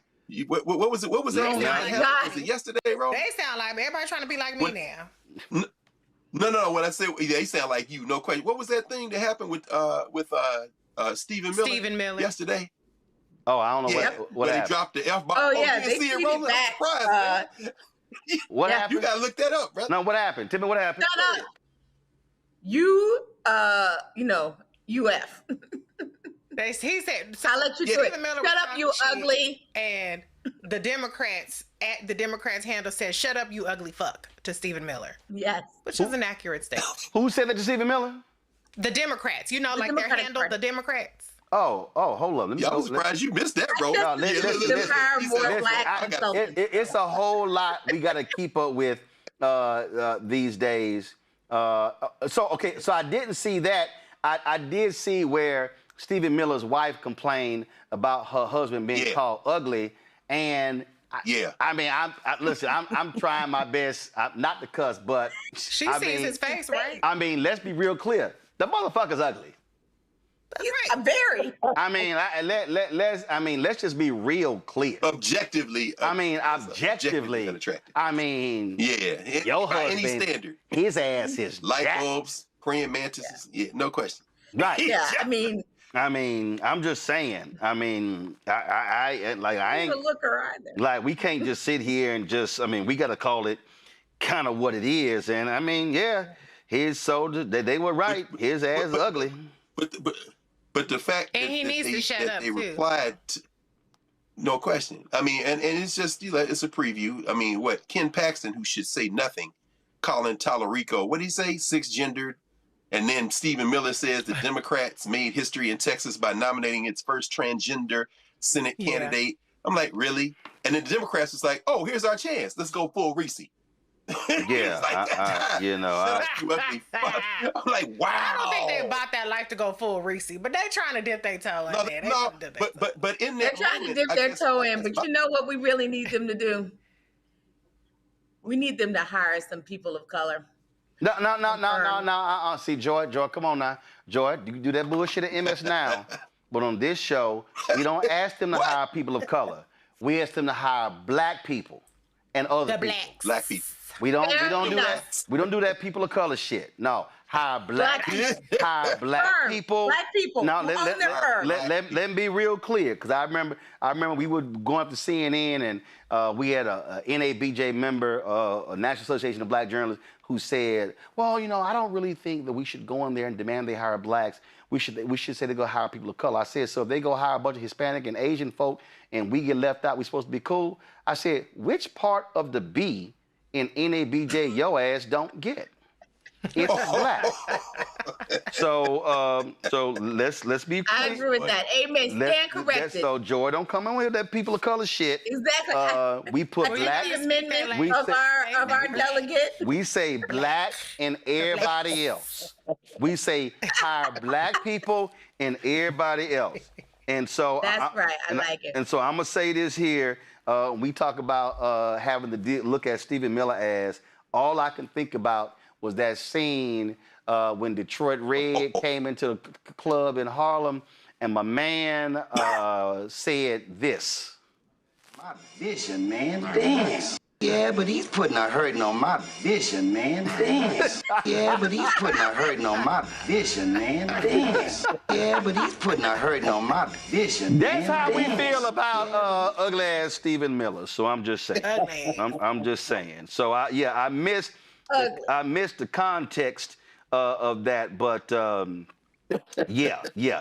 that's where we stand. All right, y'all, we got to go. Let me thank Greg, Joy, and remember, Joy, don't come that people of color shit. Black people. Black Star Network. I mean, I know you used to being in mixed company, but there are black people here. This is a black-owned show that centers and targets black people, and so that's how we say it. We say hire black people, hire black strategists, black pollsters, hire black ad agencies, hire black, hire blackity black. Got it. So let me thank Greg, let me thank Reese, let me thank Joy. Real quick, y'all, let me get Black Star Network headlines in here before we go Brittany Noble. Let's go.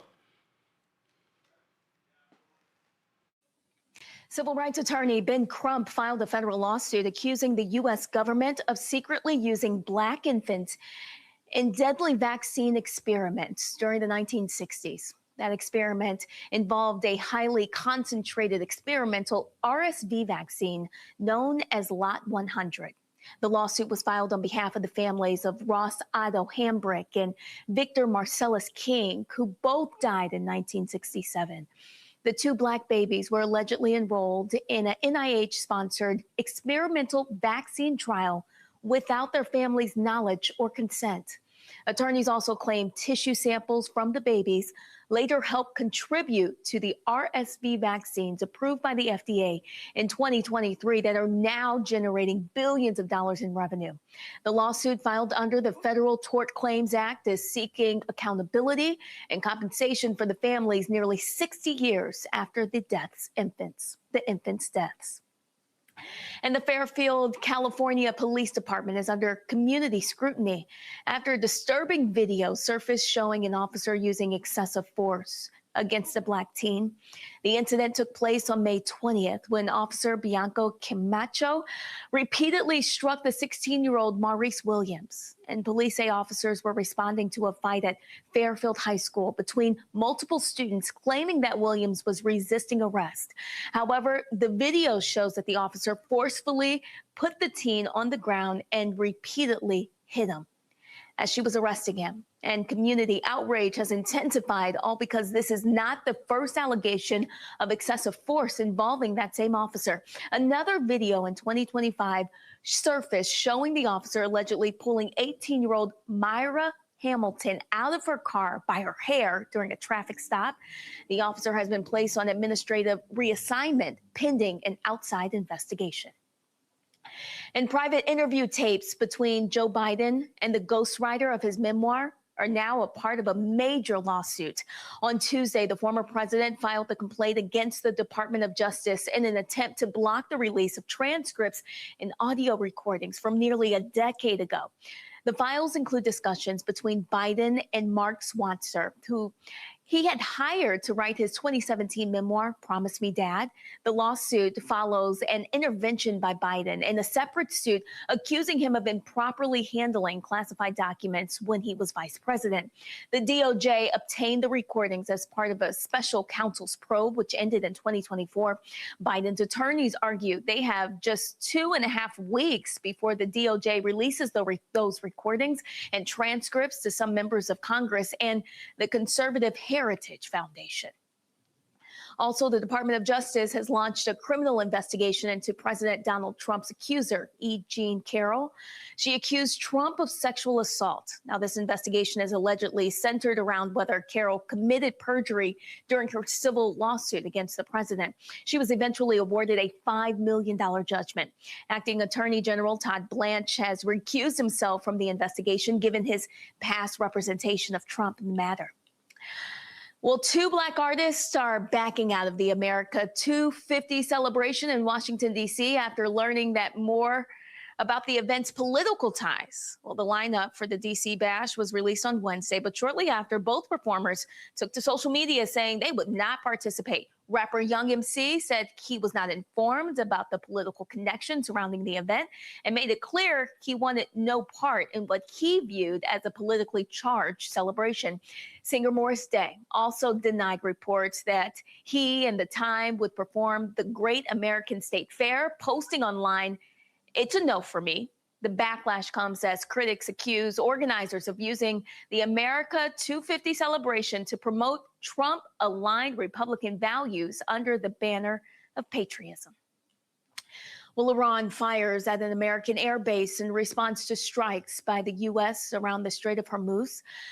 The U.S. Central Command confirmed the attack where Iran fired the ballistic missile toward Kuwait overnight, which was intercepted. Iran's Islamic Revolutionary Guard Corps said the attack targeted a U.S. airbase, claiming it was the source of U.S. airstrikes. The U.S. responded, saying those strikes targeted Iranian drones and a launch site around the Hormuz. Meanwhile, President Donald Trump says he won't be rushed into making a deal with Iran, warning that the country's efforts to outlast him won't work because he doesn't care about the midterms. All right, folks, be sure to watch the Breakdown Brittany Noble every day, noon Eastern on the Black Star Network. Again, the Breakdown Brittany Noble every day, noon Eastern on the Black Star Network. All right, folks, that is it for us. Don't forget, support the work that we do. Join our Bring the Funk fan club. If you want to contribute via Cash App, use the Stripe QR code. You see it right here. If you're listening, go to blackstarnetwork.com. Checks and money order, make it payable to Roland Martin Unfiltered. P.O. Box 57196, Washington, D.C. 2003 7-0196. PayPal's R. Martin Unfiltered, Venmo RM Unfiltered, Zelle, Roland at RolandSMartin.com, Roland at RolandMartinUnfiltered.com. Download the Black Star Network app. And if you downloaded it before, you need to re-download it again because we switch company providers. Apple phone, Android phone, Apple TV, Android TV, Roku, Amazon Fire TV, Samsung Smart TV. If you want to get our Roland Martin Unfiltered swag, go to Black Star Network, shop blackstarnetwork.com for our hats and t-shirts, all that good stuff. Also, all of these black products, including What's the Hook, the new card game, go to shopblackstarnetwork.com, shopblackstarnetwork.com, and walk on over here and put these cards on our table over here. Man, we're going to need some new space. So I'm going to put it right here. So get the card game. What's the hook? ShopBlackStarNetwork.com. All of these are black-owned products, black-owned companies that are on our website, ShopBlackStarNetwork.com. So we want y'all to support them as well. All right, folks, don't forget, download the app Fanbase. Follow me at Roland S. Martin on the app Fanbase. On the app, don't forget, every Thursday, we stream, of course, Second Opinion with Dr. Ebony Hilton. We're going to be having that right after this show is over. That's every Thursday.